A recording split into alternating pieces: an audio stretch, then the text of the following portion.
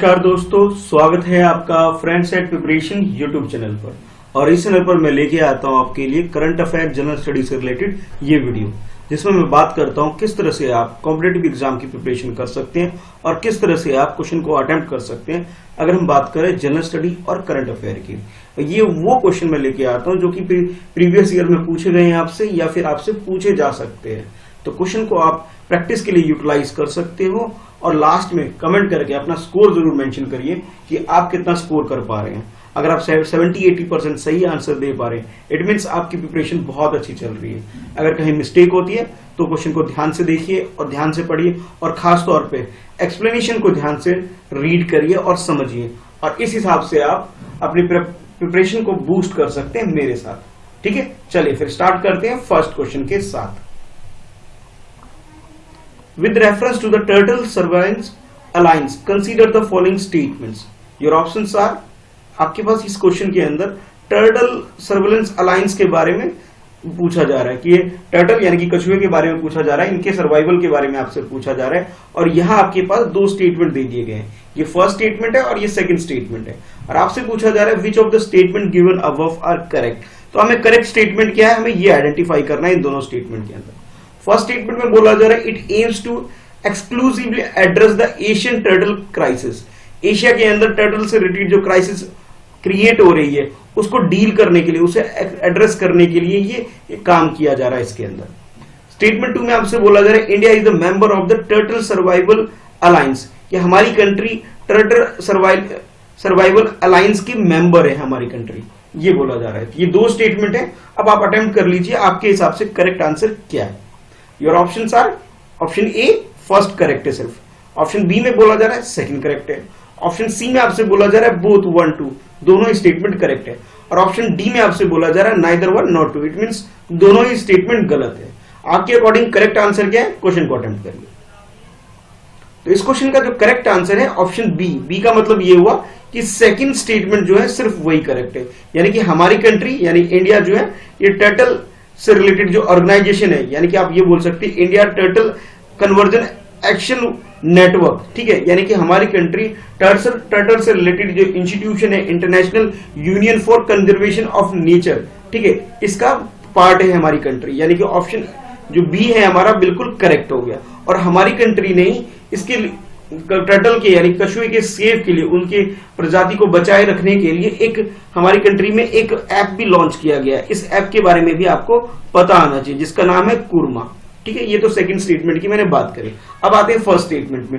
First statement में आपसे ये बोला गया था कि ये जो टर्टल से रिलेटेड जो सर्वेलाइंस बनाई गई है, ठीक है, इसका जो मेनली काम है एशिया बेस्ड, यानी कि ये टर्टल सर्वेलाइंस अलायंस की बात अगर हम करें, ठीक है, ये बोला गया कि भी एशिया बेस्ड ये काम करती है। नहीं, ये एशिया लेवल पे नहीं बल्कि इंटरनेशनल लेवल पे काम करती है। और इसकी जो फॉर्मेशन हुई थी 2001 में हुई थी, जिसका नाम है international union for conservation of nature, यानी कि IUCN के पार्टनरशिप के साथ इसमें काम किया जा रहा है। और ये एशिया लेवल के साथ साथ ये इंटरनेशनल लेवल पे भी काम किया जाता है। यानी कि फर्स्ट स्टेटमेंट हमारा गलत हो गया, सेकंड स्टेटमेंट करेक्ट हो गया। और ये टारगेट रखा गया है कि 21st सेंचुरी के अंदर जीरो टर्टल एक्सटिंक्शन की हमें अचीव करना है, ये हमारा मिशन है इस प्रोग्राम के तहत। यानी कि आप बोल सकते हो करेक्ट स्टेटमेंट आपका सेकंड, यानी कि बी आपका आंसर हो गया।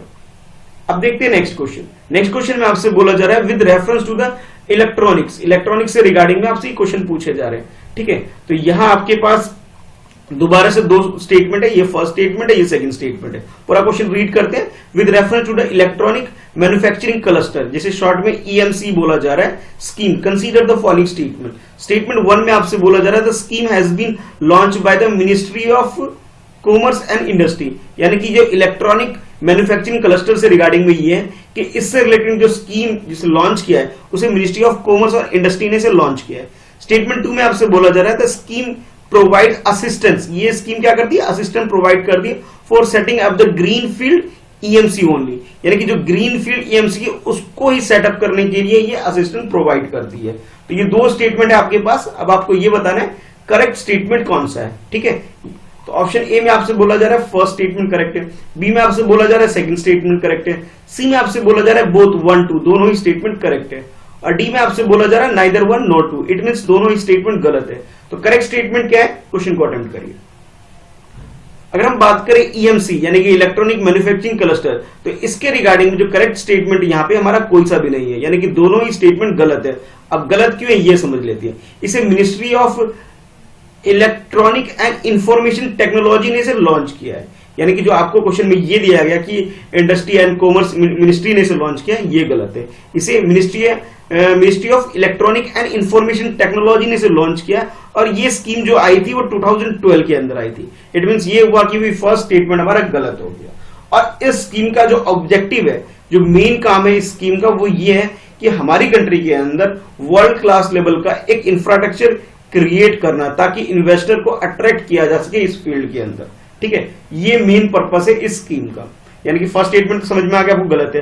अब सेकंड स्टेटमेंट की बात करते हैं। तो सेकंड स्टेटमेंट में जो मेन इसका एजेंडा है वो ये है कि ये सिर्फ ग्रांट प्रोवाइड नहीं करती है, ग्रांट तो प्रोवाइड करती है, इसके साथ साथ ये जो सेटअप है, ये जो प्रोग्राम है, ये और भी कई सारे काम करती है, यानी कि फंड से रिलेटेड भी हेल्प प्रोवाइड करती है। ये सिर्फ ग्रीन फील्ड, जैसा आपको क्वेश्चन में बोला गया था, ये ग्रीन फील्ड के साथ साथ ये ब्राउन फील्ड, यानी कि दोनों ही फील्ड के ईएमसी है, उसको ये सपोर्ट करती है। लेकिन क्वेश्चन में हमें बोला गया था सिर्फ ग्रीन फील्ड, यानी कि करेक्ट स्टेटमेंट हमारा जो पूछा जा रहा था उसके अकॉर्डिंग ये सेकंड स्टेटमेंट भी गलत हो गया। ये ग्रीन फील्ड के साथ साथ यहाँ पे ब्राउन फील्ड को भी सपोर्ट करती है, असिस्टेंट प्रोवाइड करती है। दोनों स्टेटमेंट गलत हो गया, तो करेक्ट आंसर हमारा डी हो गया। चलिए देखते हैं नेक्स्ट क्वेश्चन को। नेक्स्ट क्वेश्चन में आपसे पूछा जा रहा है फाइनेंशियल स्टेबिलिटी रिपोर्ट के बारे में, जिसे शॉर्ट में FSR के बारे में पूछा जा रहा है। ये फर्स्ट स्टेटमेंट है, ये सेकंड स्टेटमेंट है। फर्स्ट स्टेटमेंट में आपसे बोला जा रहा है the financial stability report is published annually by the RBI, यानी कि आरबीआई FSR रिपोर्ट पब्लिश करता है एनुअल बेसिस पे। स्टेटमेंट 1 में ये बोला जा रहा है।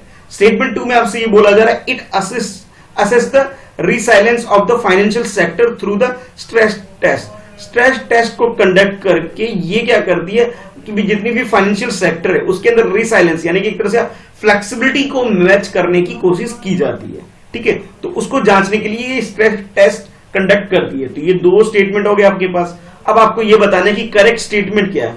ऑप्शन ए में बोला जा रहा है फर्स्ट स्टेटमेंट करेक्ट है, बी में बोला जा रहा है सेकंड स्टेटमेंट करेक्ट है, और सी में आपसे बोला जा रहा है बोथ 1 2 दोनों स्टेटमेंट करेक्ट है, और डी में आपसे बोला जा रहा है नाइदर 1 नॉट 2। इट मींस दोनों ही स्टेटमेंट गलत है। तो आपके अकॉर्डिंग अगर हम बात करें फाइनेंशियल स्टेबिलिटी रिपोर्ट की, करेक्ट स्टेटमेंट क्या है, क्वेश्चन को अटेम्प्ट करिए। तो इस क्वेश्चन का जो करेक्ट आंसर है, करेक्ट आंसर इसका बी ओनली, यानी कि जो सेकंड स्टेटमेंट है सिर्फ वही करेक्ट है, फर्स्ट स्टेटमेंट गलत है। गलत इसलिए है कि जैसे आपके लिए क्वेश्चन में ये बोला था कि ये एनुअल बेसिस पे रिपोर्ट है, नहीं, ये एनुअल बेसिस पे नहीं है, 6 मंथ बेसिस पे, यानी कि बाई एनुअली है, यानी कि एक साल के अंदर 2 बार ये रिपोर्ट पब्लिश की जाती है, यानी कि एक ईयर के अंदर, एक सिंगल ईयर के अंदर 2 बार ये रिपोर्ट पब्लिश करती है। और कौन करती है? इसे आरबीआई पब्लिश करती है, यानी कि reserve bank of India publish करती है। इसके अंदर जो मेन चीजें जो इंक्लूड की जाती है, इसके अंदर भी ये चेक किया जाता है कि नेचर, मैग्नीट्यूड और इम्प्लीकेशन, इन चीजों को ध्यान में रखते हुए किसी भी फर्म के बारे में प्रेडिक्ट किया जा सकता है कि मैक्रो इकोनॉमिक्स इन्वायरमेंट के अंदर फाइनेंशियल इंस्टीट्यूशन कितना स्टेबल है और कितना अपना डिसीजन मेकिंग अच्छा कर रही है, और मार्केट और इंफ्रास्ट्रक्चर भी उसका मतलब एक तरह से आप प्रेडिक्ट किया जा सकता है इसके अकॉर्डिंग। ठीक है, यानी कि आप ये बोल सकते हो फर्स्ट स्टेटमेंट हमारा गलत हो गया, लेकिन जो सेकंड स्टेटमेंट है ये बिल्कुल करेक्ट है कि इसके अंदर टेस्ट चेक किया जाता है, जिसके अंदर ये चेक किया जाता है कि भी ये कितनी फ्लेक्सिबल है अपने डिसीजन मेकिंग के अंदर। ठीक है, तो करेक्ट आंसर हमारा क्या हो गया? बी आंसर हमारा सेकंड स्टेटमेंट करेक्ट है बस। नेक्स्ट स्टेटमेंट में आपसे पूछा जा रहा है कि कंसीडर द फॉलोइंग स्टेटमेंट। यहां भी आपके पास कुछ स्टेटमेंट दे दिए गए। इस क्वेश्चन के अंदर आपके पास ये 3 स्टेटमेंट है। फर्स्ट स्टेटमेंट में आपसे ये बोला जा रहा है, पहले फर्स्ट स्टेटमेंट देख ले, 3 स्टेटमेंट है। ये है फर्स्ट स्टेटमेंट, ये वाला है, ठीक है, सेकेंड ये है और थर्ड ये है।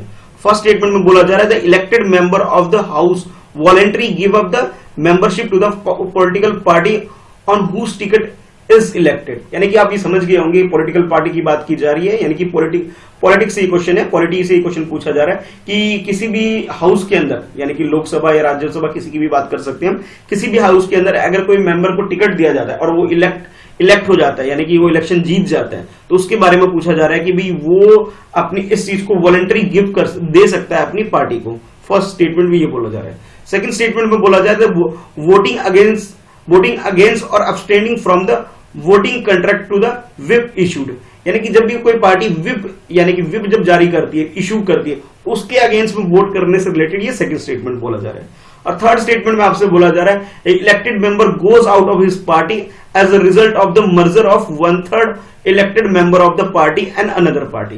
यानी कि एक किसी भी पॉलिटिकल पार्टी की हम बात करें, मैं नाम नहीं लूंगा, किसी भी पॉलिटिकल पार्टी के जो हमारी कंट्री के अंदर है, चाहे वो जो जीत चुकी है उसकी बात करें या अपोजिशन में उसकी बात करें, तो ये बोला जा रहा है कि उसके जो मेंबर होंगे, जो इलेक्टेड मेंबर हो, वो अलग कब हो सकते हैं उसके बारे में बोला जा रहा है कि जब वो 1/3 इलेक्टेड मेंबर किसी दूसरी पार्टी के साथ अगर मर्जर हो रहा है, दो पार्टी अगर कोलैबोरेशन कर रही है, गठबंधन कर रही है, तो 1/3 अगर मेंबर ऐसा कर रही है तो भी वो एक पार्टी से दूसरी पार्टी में बंदे जा सकते हैं और अलग हो सकता है, ये बोला जा रहा है। तो ये 3 स्टेटमेंट है, ठीक है, पॉलिटिकल पार्टी के रिगार्डिंग में। अब आपको ये बताना है कि करेक्ट स्टेटमेंट क्या है।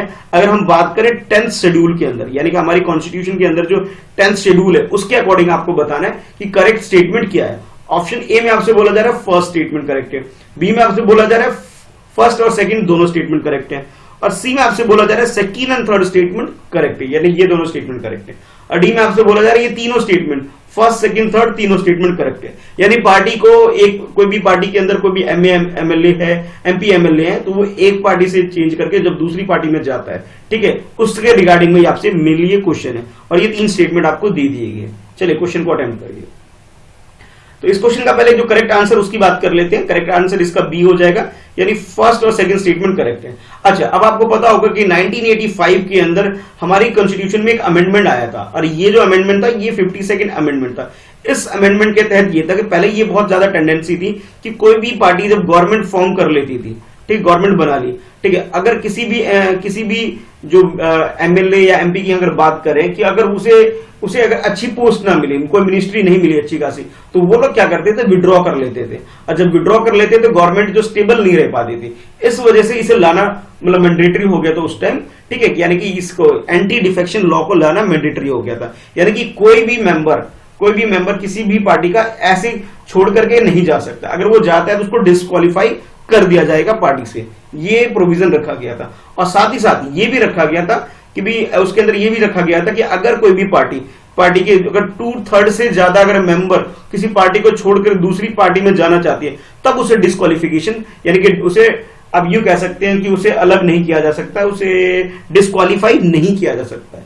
यानी कि अगर कोई भी पार्टी है XYZ, कोई भी पार्टी आप ले लीजिए, X एक पार्टी Y है, ठीक है, अभी मान लीजिए X पार्टी की गवर्नमेंट है और X पार्टी से कोई भी Y पार्टी में जा रहा है, तो अगर वो एक बंदा या दो मेंबर जा रहे हैं तो उसको डिस्क्वालीफाई कर दिया जाएगा, ये है। लेकिन अगर 2/3 से ज्यादा मेंबर अगर जा रहे हैं तो उसको डिस्क्वालीफाई नहीं की जाएगी, बल्कि पार्टी को डिस्क्वालीफाई कर दिया जाएगा। यानी इट मींस ये है कि पार्टी के अंदर ही कुछ गलत पॉलिटिक्स चल रही है, इसका मतलब ये होता है, ठीक है। तो यानी कि इस क्वेश्चन के अंदर जो दोनों स्टेटमेंट आपको दिए गए, दोनों स्टेटमेंट करेक्ट है। अब आपके लिए क्वेश्चन ये हो जाता है कि आपको थोड़ा सा ध्यान से ये देखना है कि भाई कि 52nd अमेंडमेंट क्या है हमारी कॉन्स्टिट्यूशन में, ये इंपॉर्टेंट हो जाता है। उसके अलावा 91st अमेंडमेंट क्या है, ये भी काफी इंपॉर्टेंट हो जाता है कि 91st कॉन्स्टिट्यूशन अमेंडमेंट के तहत ये है कि डिस्क्वालिफिकेशन के बारे में ग्राउंड बताया गया कि कैसे कैसे डिस्क्वालीफाई किया जा सकता है। जैसे मैंने आपको बताया अभी कि भी कोई भी मेंबर अगर डायरेक्ट ऐसे जाता है, मतलब सपोर्ट छोड़ देता है किसी पार्टी का और गवर्नमेंट गिरती है, तो उसको डिस्क्वालीफाई किया जाएगा, ये है। लेकिन साथ के साथ ये भी प्रोविजन एक एक्सेप्शन रखा गया है कि 2/3 मेंबर से ज्यादा अगर जाएंगे तो डिस्क्वालीफाई नहीं किया जाएगा, ठीक है। और 52 अमेंडमेंट के अंदर ये एंटी डिफेक्शन लॉ लाया गया था ताकि डिस्क्वालीफाई किया जा सके, ठीक है। तो आप ये दोनों स्टेटमेंट, दोनों ही अमेंडमेंट को थोड़ा ठीक से पढ़ लीजिएगा। तो करेक्ट आंसर हमारा यहाँ पे बी हो गया, यानी कि दोनों ही स्टेटमेंट करेक्ट है, थर्ड स्टेटमेंट हमारा सिर्फ गलत है इसके अंदर, ठीक है। चलिए देखते हैं नेक्स्ट क्वेश्चन। नेक्स्ट क्वेश्चन में आपसे पूछा जा रहा है with reference to the panchayat enterprise suite, जिसे शॉर्ट में PES भी बोला जा रहा है, इसके रिगार्डिंग में आपके पास यहाँ कुछ स्टेटमेंट गिवन है और आपको बताना है करेक्ट स्टेटमेंट क्या है। ये स्टेटमेंट 1 है और ये स्टेटमेंट 2 है। फर्स्ट स्टेटमेंट में आपसे बोला जा रहा है, यानी कि पंचायत इंटरप्राइजिंग सूट के बारे में बोला जा रहा है, it is the suite of the some core common application, यानी कुछ कोर कॉमन एप्लीकेशन है पंचायत से रिलेटेड है, ठीक है, that address nearly the entire spectrum of panchayat functioning. एक पंचायत के पूरे फंक्शन से रिलेटेड ये एक सिस्टम क्रिएट किया गया जिसे PES बोला जा रहा है, जो कि इसकी फंक्शन को पूरा एड्रेस करता है कि कैसे वो काम करेगी। अच्छा, सेकंड स्टेटमेंट में आपसे बोला जा रहा है कि audit online is one of the application developed by the PES। PES यानी कि पंचायत एंटरप्राइज शूट जो है उसके अंदर एक ये भी चीज डेवलप की गई है कि वो ऑनलाइन कैसे पंचायत का ऑडिटिंग की जा सकता है। यानी ऑडिट का मतलब यहाँ पे ये कि जो भी उसकी ट्रांजैक्शन होती है कि जितना वो फंड रिसीव करती है गवर्नमेंट से और कितना एक्सपेंडिचर करती है, उनके बीच में कुछ गैप तो नहीं आ रहा, कुछ मिसयूज ऑफ फंड तो नहीं हो रहा, इस चीज को चेक किया जाता है। तो ये दो स्टेटमेंट आपको दे दिए गए। अब आप ये बताइए करेक्ट स्टेटमेंट क्या है। ऑप्शन ए में बोला जा रहा है फर्स्ट स्टेटमेंट करेक्ट है, बी में आपसे बोला जा रहा है सेकंड स्टेटमेंट करेक्ट है, सी में आपसे बोला जा रहा है बोथ 1 2 दोनों स्टेटमेंट करेक्ट है, और डी में आपसे बोला जा रहा है नाइदर 1 नॉट 2, इट मींस दोनों स्टेटमेंट गलत है। तो क्वेश्चन को अटेम्प्ट करिए। इस क्वेश्चन का जो करेक्ट आंसर है दोनों स्टेटमेंट बिल्कुल करेक्ट है। यानी कि फर्स्ट स्टेटमेंट जो आपसे ये बोला गया कि भी ये ई पंचायत की अगर हम बात करें, ये एक मिशन मोड प्रोजेक्ट है जिसके अंदर जो पंचायती राज इंस्टीट्यूशन जो है उसको एक तरह से बूस्ट करना, उसे ठीक ठाक करना, उसको स्ट्रेंथन करने का टारगेट रखा गया है कि कैसे वो फंक्शन करती है, जिसके अंदर 11 कोर एप्लीकेशन डाले गए हैं, जिसके अंदर कुछ कुछ तो मैं आपको ये बता रहा हूं, जैसे प्लानिंग कैसी होगी फंक्शनिंग पंचायत की, उसकी मॉनिटरिंग कैसी होगी, बजट के बारे में, और अकाउंटिंग और सोशल ऑडिट कुछ उनमें से पॉइंट्स थे जो काफी इंपॉर्टेंट है एक पंचायत की फंक्शनिंग से रिलेटेड। यानी फर्स्ट स्टेटमेंट हमारा बिल्कुल करेक्ट हो गया। अगर हम सेकंड स्टेटमेंट की बात करें जिसके अंदर ये ऑडिट ऑनलाइन का जो कॉन्सेप्ट रखा गया है, यानी कि पंचायत को जो भी फंड मिलता है और किस तरह से उसको एक्सपेंडिचर करती है, ठीक है, उसको मॉनिटर कर भी इसके अंदर किया जा सकता है। इस एप्लीकेशन के अंदर ये भी एक पॉइंट रखा गया है, ये भी एक चीज इंप्लीमेंट की गई है। यानी कि आप ये बोल सकते हो कि पंचायती एंटरप्राइज सूट जो है यानी कि पीईएस जो है उन्होंने एक एप्लीकेशन डेवलप किया है जिसके अंदर पंचायत की जो मॉनिटरिंग की जा सके, ऑडिटिंग की जा सके, और इसे मिनिस्ट्री ऑफ पंचायती राज के अंदर लाया गया है। यानी कि दोनों ही स्टेटमेंट बिल्कुल करेक्ट है। और ये जो फंक्शनिंग करता है ये डिस्ट्रिक्ट लेवल पे भी करता है, ब्लॉक लेवल पे भी करता है और विलेज लेवल पे भी करता है, ठीक है। यानी कि तीनों ही लेवल पे ये काम करता है, ठीक है। अगर अर्बन एरिया है तो विलेज की जगह यहाँ अर्बन लोकल बॉडी हो सकता है। यानी आप ये बोल सकते हो कि भी हमारी पंचायत को एक सिस्टमेटिक आज के हिसाब से जो डिमांड है उसको फुलफिल करने के लिए ये प्रोजेक्ट ये काम कर रही है मिशन मोड के उसमें ई पंचायत। तो करेक्ट आंसर हमारा सी हो गया। With reference to seismic zone in India consider the following statement. हमारी कंट्री के अंदर जो सिस्मिक जोन है उसके रिगार्डिंग में इस क्वेश्चन में आपसे पूछा जा रहा है, और इधर आपके पास दो स्टेटमेंट है, ये फर्स्ट स्टेटमेंट है, ये सेकंड स्टेटमेंट है, और आपसे पूछा जा रहा है which of the statement given above are correct. तो करेक्ट स्टेटमेंट क्या है ये आइडेंटिफाई करना है। फर्स्ट स्टेटमेंट बोला जा रहा है according to the bureau of Indian standard there are 5 seismic zone, यानी कि हमारी कंट्री के अंदर 5 सिस्मिक जोन है। नेक्स्ट आपसे बोला जा रहा है सेकंड स्टेटमेंट में the seismic zone 5th are seismically the most active region, यानी कि जो 5th जोन है वो मोस्ट एक्टिव रीजन है हमारी कंट्री के अंदर। तो ये दो स्टेटमेंट दे दिए गए हैं आपको सिस्मिक जोन के बारे में, ठीक है। यानी कि अर्थक्वेक वगैरह आता है उससे रिलेटेड ये क्वेश्चन है आपके लिए। ऑप्शन ए में आपसे बोला जा रहा है फर्स्ट स्टेटमेंट करेक्ट है, ऑप्शन बी में आपसे बोला जा रहा है सेकंड स्टेटमेंट करेक्ट है, ऑप्शन सी में आपसे बोला जा रहा है बोथ 1 and 2 दोनों स्टेटमेंट करेक्ट है, और ऑप्शन डी में आपसे बोला जा रहा है नाइदर 1 नॉट 2। इट मींस ये है कि दोनों ही स्टेटमेंट गलत है। तो करेक्ट स्टेटमेंट क्या है क्वेश्चन को अटेम्प्ट कर लीजिए। इस क्वेश्चन का जो करेक्ट आंसर है, करेक्ट आंसर इसका बी है। बी का मतलब ये हुआ कि जो सेकंड स्टेटमेंट है वो करेक्ट है, फर्स्ट स्टेटमेंट गलत है। गलत क्यों है अब वो समझ लेते हैं। फर्स्ट स्टेटमेंट में आपसे ये बोला गया था कि हमारी कंट्री में 5 सिस्मिक जोन है, ठीक है, लेकिन ये 5 जोन नहीं है हमारी कंट्री के अंदर। हमारी कंट्री के अंदर ओनली 4 सिस्मिक जोन है। जोन सेकंड से स्टार्ट होकर के सेकंड, थर्ड, फोर्थ और 5th ये 5 सिस्मिक जोन है, जिसके अंदर ये जो 5 है सबसे ज्यादा डेंजरस आप बोल सकते हो। अगर आपको याद रखना है तो इस तरह याद रख सकते हैं। फर्स्ट सिस्मिक जोन है, इसके अंदर माइनर डैमेज होता है सोसाइटी को अर्थक्वेक से।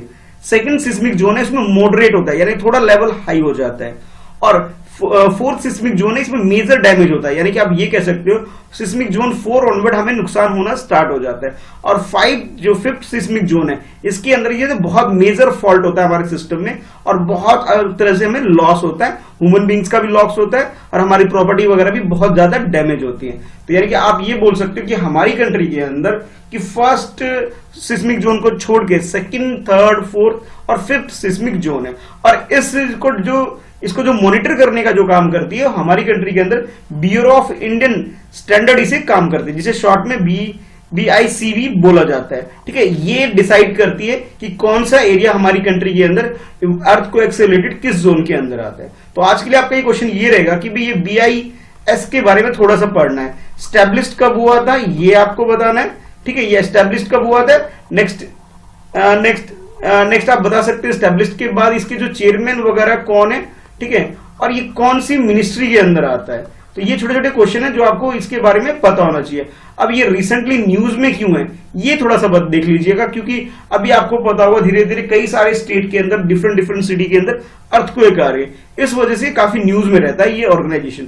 तो आपको इसके बारे में थोड़ा बहुत पता होना चाहिए। चलिए देखते हैं नेक्स्ट क्वेश्चन को। नेक्स्ट क्वेश्चन में आपसे पूछा जा रहा है with reference to the Tuting Tidding suture zone, ठीक है, यानी कि तूतिंग एक जगह है हमारी कंट्री के अंदर, उसके अकॉर्डिंग ही इसे क्वेश्चन को फ्रेम किया गया आपके लिए कि Tuting tidying structure zone consider the following statement, ठीक है। इसके रिगार्डिंग में आपके पास ये दो स्टेटमेंट है और दोनों स्टेटमेंट में से आपको पढ़ने के बाद ये चेक करना है कि which of the statement given above are correct. तो सही स्टेटमेंट क्या है हमें ये चेक करना है, ठीक है। तो चलिए पढ़ते हैं। फर्स्ट स्टेटमेंट में बोला जा रहा है in this zone Himalaya takes a sharp southward bend to the convert the Indo Burma region, यानी कि ये जो रीजन है ये हिमालयन के आसपास के है और इस रीजन में क्या होता है जो हिमालय का जो स्ट्रक्चर है वो इंडो से बर्मा रेंज में कन्वर्ट होता है, थोड़ा सा टर्न लेता है, शार्प चेंज आता है इसके अंदर, थोड़ा बैंड करता है। और सेकंड स्टेटमेंट में आपसे बोला जा रहा है the area is generating minor earthquake at two different crystal depth, यानी कि इसकी वजह से ये जो डेप्थ कन्वर्ट हो रहा है यहां पे क्या होता है एक एरिया जनरेट कर देता है, एक माइनर एरिया जनरेट कर देता है जहां पे अर्थक्वेक होने के चांसेस बढ़ जाते हैं और क्रस्ट डेप्थ तक इसे लेके जाता है। तो ये दो स्टेटमेंट आपके पास है। अब आपको ये बताना है कि करेक्ट स्टेटमेंट क्या है। ऑप्शन ए में बोला जा रहा है फर्स्ट स्टेटमेंट करेक्ट है, बी में बोला जा रहा है सेकंड स्टेटमेंट करेक्ट है, सी में आपसे बोला जा रहा है बोथ 1 2 दोनों स्टेटमेंट करेक्ट है, और डी में आपसे बोला जा रहा है नाइदर 1 नॉट 2, इट मींस दोनों स्टेटमेंट गलत है। तो करेक्ट स्टेटमेंट क्या है, चलिए क्वेश्चन को अटेम्प्ट करिए। तो इस क्वेश्चन का जो करेक्ट आंसर है वो करेक्ट आंसर आपका ऑप्शन ए, यानी कि फर्स्ट स्टेटमेंट है, सिर्फ ये करेक्ट है। यानी कि हिमालयन रेंज की अगर हम बात करें, ठीक है, जो कि आपको मालूम है कि हमारी कंट्री में जेएनके से स्टार्ट होकर के हो गया और इधर ईस्ट की तरह अगर हम जाएं तो अरुणाचल प्रदेश तक, ये जो पूरा जो रीजन होता है हमारे पूरे कंट्री का जो रीजन है हिमालयन जोन के अंदर आता है। और तूतिंग एक जगह है जहां पे क्या होता है हिमालय जो रीजन है ये क्या करती है, थोड़ा बैंड करती है, साउथवर्ड बैंड करती है, थोड़ा सा झुक जाती है, और ये इस तरह से इंडो बर्मन जोन भी से बोला जा सकता है जिसे वो कनेक्ट करती है। यानी फर्स्ट स्टेटमेंट हमारा करेक्ट है, सेकंड स्टेटमेंट गलत है। और ये जो स्टडी की गई है वादिया इंस्टीट्यूट ऑफ जियोलॉजी, इसने इस कॉन्सेप्ट को यानी इस इंफॉर्मेशन को हमारे सामने लेके आई है। तो अब आपके पास ये है कि भी इस क्वेश्चन का जो करेक्ट आंसर हो जाएगा फर्स्ट ऑप्शन करेक्ट है। अच्छा, एक छोटा सा क्वेश्चन आपके लिए ये छोड़ के जाता हूं मैं। तूतिंग एक प्लेस है हमारी कंट्री के अंदर, ठीक है, ये इसकी लोकेशन क्या है, अब इसके बारे में जरूर बताइएगा, ठीक है। इसकी लोकेशन के बारे में पूछ रहा हूं, काफी इंपॉर्टेंट पॉइंट है, क्यों है ये मैं आपको नेक्स्ट वीडियो में बताऊंगा, लेकिन आप तूतिंग के बारे में थोड़ा सा पढ़ लीजिएगा कि ये तूतिंग कहां पे, इसकी लोकेशन क्या है, ये आपने बताना है। नेक्स्ट क्वेश्चन देखते हैं। नेक्स्ट क्वेश्चन में आपसे पूछा जा रहा है which of the following country have a presidential form of government, यानी कि प्रेसिडेंशियल फॉर्म ऑफ गवर्नमेंट किस कंट्री में है वो आपको आइडेंटिफाई करना है। तो ये आपके पास कुछ कंट्री के नाम गिवन है, आपको ये डिसाइड करना है कि कौन कौन सी ऐसी कंट्री है जहां पे प्रेसिडेंशियल फॉर्म ऑफ गवर्नमेंट है। तो फर्स्ट में आपसे बोला जा रहा है यूनाइटेड स्टेट ऑफ अमेरिका, यानी कि यूएसए की बात की जा रही है। सेकंड में बोला गया है साउथ कोरिया, थर्ड में आपसे बोला जा रहा है कनाडा, नेक्स्ट अफगानिस्तान। तो ये 4 कंट्री आपको दे दी गई है। अब इन 4 कंट्री के अकॉर्डिंग आपको जज करके बताना है कि इनमें से कौन कौन सी कंट्री है जहां पे प्रेसिडेंशियल फॉर्म ऑफ गवर्नमेंट है, ठीक है। तो फिर जो आपको जो चूज करना है करेक्ट आंसर चूज करना है, इनको ध्यान में रखते हुए। तो ऑप्शन ए में आपसे बोला जा रहा है कि 1 2 एंड 4, यानी कि थर्ड को यानी कनाडा को छोड़ के बाकी तीनों कंट्री के अंदर प्रेसिडेंशियल फॉर्म ऑफ गवर्नमेंट है, ठीक है, ये बोला जा रहा है। अगर आप बात करें बी ऑप्शन का, इसके अंदर आपको बोला जा रहा है 4, यानी अफगानिस्तान को छोड़ करके जो बाकी जो 3 कंट्री बन गई USA, south Korea and Canada, यहां पे प्रेसिडेंशियल फॉर्म ऑफ गवर्नमेंट है। नेक्स्ट आपके पास सी ऑप्शन में बोला जा रहा है फर्स्ट ऑप्शन को छोड़ के, यानी कि यूएसए को छोड़ दीजिए, बाकी south Korea, Canada and Afghanistan, ये जो 3 कंट्री है यहां पर क्या है कि प्रेसिडेंशियल फॉर्म ऑफ गवर्नमेंट है। लास्ट ऑप्शन डी में आपसे बोला जा रहा है ये चारों ही कंट्री, चाहे यूएसए, साउथ कोरिया, कनाडा और अफगानिस्तान की आप बात करें, इन सारी कंट्री के अंदर क्या है प्रेसिडेंशियल फॉर्म ऑफ गवर्नमेंट है, ठीक है। तो अब आपको ये बताना है कि करेक्ट आंसर इसका क्या है। चलिए क्वेश्चन अटेम्प्ट करिए। तो इस क्वेश्चन का जो करेक्ट आंसर है, करेक्ट आंसर इसका ए है। ए का मतलब ये हो गया कि भी कनाडा को छोड़ करके, कनाडा के अंदर प्रेसिडेंशियल फॉर्म ऑफ गवर्नमेंट नहीं है, या पार्लियामेंट फॉर्म ऑफ गवर्नमेंट है। जैसे हमारी कंट्री के अंदर क्या है पार्लियामेंट्री फॉर्म ऑफ गवर्नमेंट है, यानी कि जो मेनली जो पावर होती है वो प्राइम मिनिस्टर के हाथ में होती है। तो कनाडा में भी कुछ ऐसा ही है, ठीक है। तो आप ये बोल सकते हो कनाडा के अंदर भी कि भी इसी टाइप का गवर्नमेंट है। अब बाकी अगर हम दूसरी कंट्री की बात करें, यानी कि आप कोरिया की बात कर लीजिए, अफगानिस्तान की बात कर लीजिए, ठीक है, या फिर आप बात कर लीजिए यूएसए और साउथ कोरिया की, तो ये जो कंट्री है, इन कंट्री में, इन सारी कंट्री के अंदर क्या है, प्रेसिडेंशियल फॉर्म ऑफ गवर्नमेंट है, यानी कि जो कंट्री का जो हेड होता है वो प्रेसिडेंट होता है, ठीक है। तो आप ये बोल सकते हैं ये presidential form of government in country के अंदर है। अच्छा,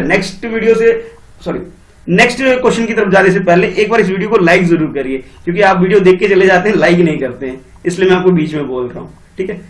चलिए देखते हैं नेक्स्ट क्वेश्चन को। नेक्स्ट क्वेश्चन में आपसे पूछा जा रहा है कि with reference to the contempt of court consider the following statement. तो इस क्वेश्चन के अंदर आपसे जो क्वेश्चन पूछा जा रहा है कंटेम्प्ट ऑफ कोर्ट के बारे में, तो इससे आप समझ में आ गया होगा आपको कि भी ये जो क्वेश्चन है आपका ये पॉलिटी से रिलेटेड है, और यहां आपके पास ये फर्स्ट स्टेटमेंट और उसके बाद ये सेकंड स्टेटमेंट, ये दो स्टेटमेंट आपको दे दिए गए हैं, ठीक है। चलिए अब लास्ट में आपसे बोला जा रहा है कि भी ये बताइए करेक्ट स्टेटमेंट क्या है। तो फर्स्ट स्टेटमेंट में आपसे बोला जा रहा है कि civil contempt of court is not a offence in India, यानी कि सिविल कंटेम्प्ट ऑफ कोर्ट करते हैं आप, तो ये हमारी कंट्री के अंदर ऑफेंस नहीं है। ऑफेंस का मतलब है एक ये सजा नहीं है, अपराध नहीं है, आप ये बोल सकते हो। फर्स्ट स्टेटमेंट में बोला जा रहा है। सेकंड स्टेटमेंट में आपसे बोला जा रहा है the supreme court can not punish in regard to contempt of court of all court in India. ये सुप्रीम कोर्ट है वो कंटेम्प्ट ऑफ कोर्ट के लिए किसको पनिश नहीं कर सकता हमारी कंट्री के अंदर। तो ये दो स्टेटमेंट दे दिए गए हैं। अब आपको ये बताना है कि करेक्ट स्टेटमेंट क्या है। ऑप्शन ए में आपसे बोला जा रहा है फर्स्ट स्टेटमेंट करेक्ट है, बी में आपसे बोला जा रहा है सेकंड स्टेटमेंट करेक्ट है, और सी में आपसे बोला जा रहा है बोथ फर्स्ट और सेकंड दोनों ही स्टेटमेंट बिल्कुल करेक्ट है, ठीक है। और डी में आपसे बोला जा रहा है neither one not two, it means दोनों ही स्टेटमेंट क्या है, गलत है।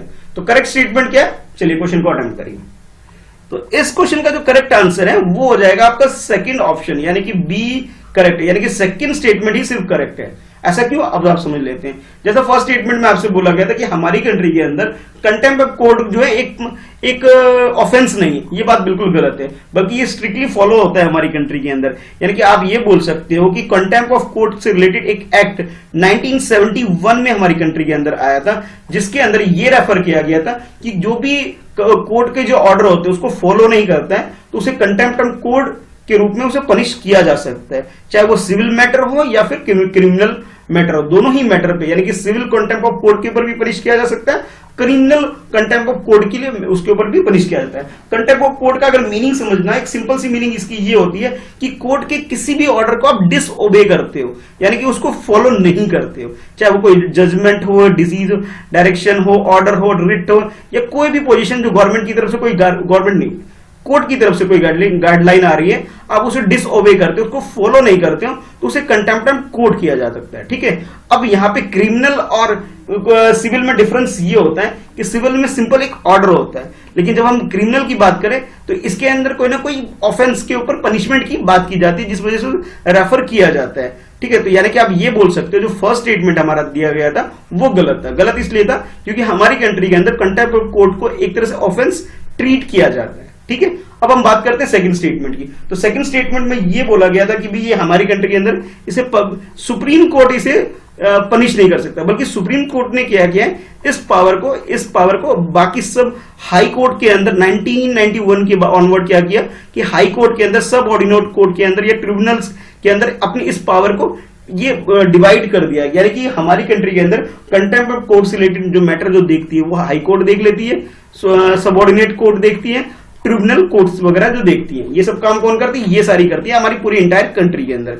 यानी कि सेकंड स्टेटमेंट जो है ये हमारा करेक्ट हो गया। और ये जो आता है सेक्शन 8 जो कंटेम्प्ट ऑफ कोर्ट 1971 का है, इसके सेक्शन 8 के अंदर इसे ये पावर दी गई है कि वो पनिश कर सकते हैं अगर कोई सबऑर्डिनेट कोर्ट के ऑर्डर को अगर फॉलो नहीं करता है तो आई होप आपको क्वेश्चन समझ में आ गया होगा। इसका जो करेक्ट आंसर बी है।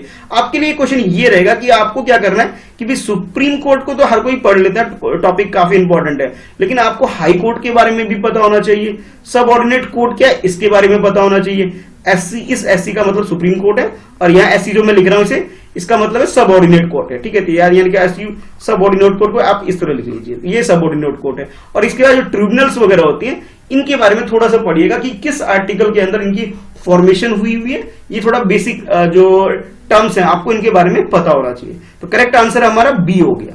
चलिए देखते हैं नेक्स्ट क्वेश्चन को। तो नेक्स्ट क्वेश्चन में आपसे पूछा जा रहा है, consider the following statement regarding the special leave petition, यानी कि जिसे शॉर्ट में एसएलपी भी बोला जाता है। एसएलपी के बारे में आपसे पूछा जा रहा है, यानी कि स्पेशल लीव पिटीशन के बारे में। आज आपको लग रहा है ज्यादातर क्वेश्चन आपके पॉलिटी के ही हो गए, कोई बात नहीं, चलिए अच्छी बात है, आपकी प्रैक्टिस हो जाएगी। तो फर्स्ट स्टेटमेंट में आपसे ये है और सेकंड स्टेटमेंट ये है, और आपसे बोला जा रहा है कि करेक्ट स्टेटमेंट बताइए इसके रिगार्डिंग में स्पेशल लीव पिटीशन के बारे में। तो फर्स्ट में आपसे बोला जा रहा है कि it give the power to the supreme court to grant special permission of an aggrieved party to appeal against the order pass in a lower court. यानी कि स्पेशल लीव पिटीशन क्या होती है, एक तरह से पावर प्रोवाइड की जाती है ताकि वो जो सुप्रीम कोर्ट के अंदर क्या करते हैं, वो ग्रांट कर सके, स्पेशल परमिशन मिल जाती है जिससे वो अपनी अपील को ऑर्डर पास करवा सके लोअर कोर्ट के अंदर। ठीक है, ये फर्स्ट स्टेटमेंट में बोला जा रहा है। सेकंड स्टेटमेंट में आपसे बोला जा रहा है, वंस एसएलपी इज फाइल्ड, एक बार अगर आपने स्पेशल लीव पिटीशन फाइल कर दिया तो supreme court has to hear the matter, तो सुप्रीम कोर्ट बाउंड हो जाता है और आपके इस मैटर को सुनना पड़ेगा उसे, ये बोला जा रहा है। तो ये दो स्टेटमेंट है। अब आपको ये बताना है कि करेक्ट आंसर इसका क्या है। ऑप्शन ए में बोला जा रहा है फर्स्ट स्टेटमेंट करेक्ट है, बी में आपसे बोला जा रहा है सेकंड स्टेटमेंट करेक्ट है, सी में आपसे बोला जा रहा है वन टू बोथ, यानी कि दोनों ही स्टेटमेंट करेक्ट है, और डी में आपसे बोला जा रहा है दोनों ही गलत है। तो करेक्ट स्टेटमेंट क्या है ये बताइए।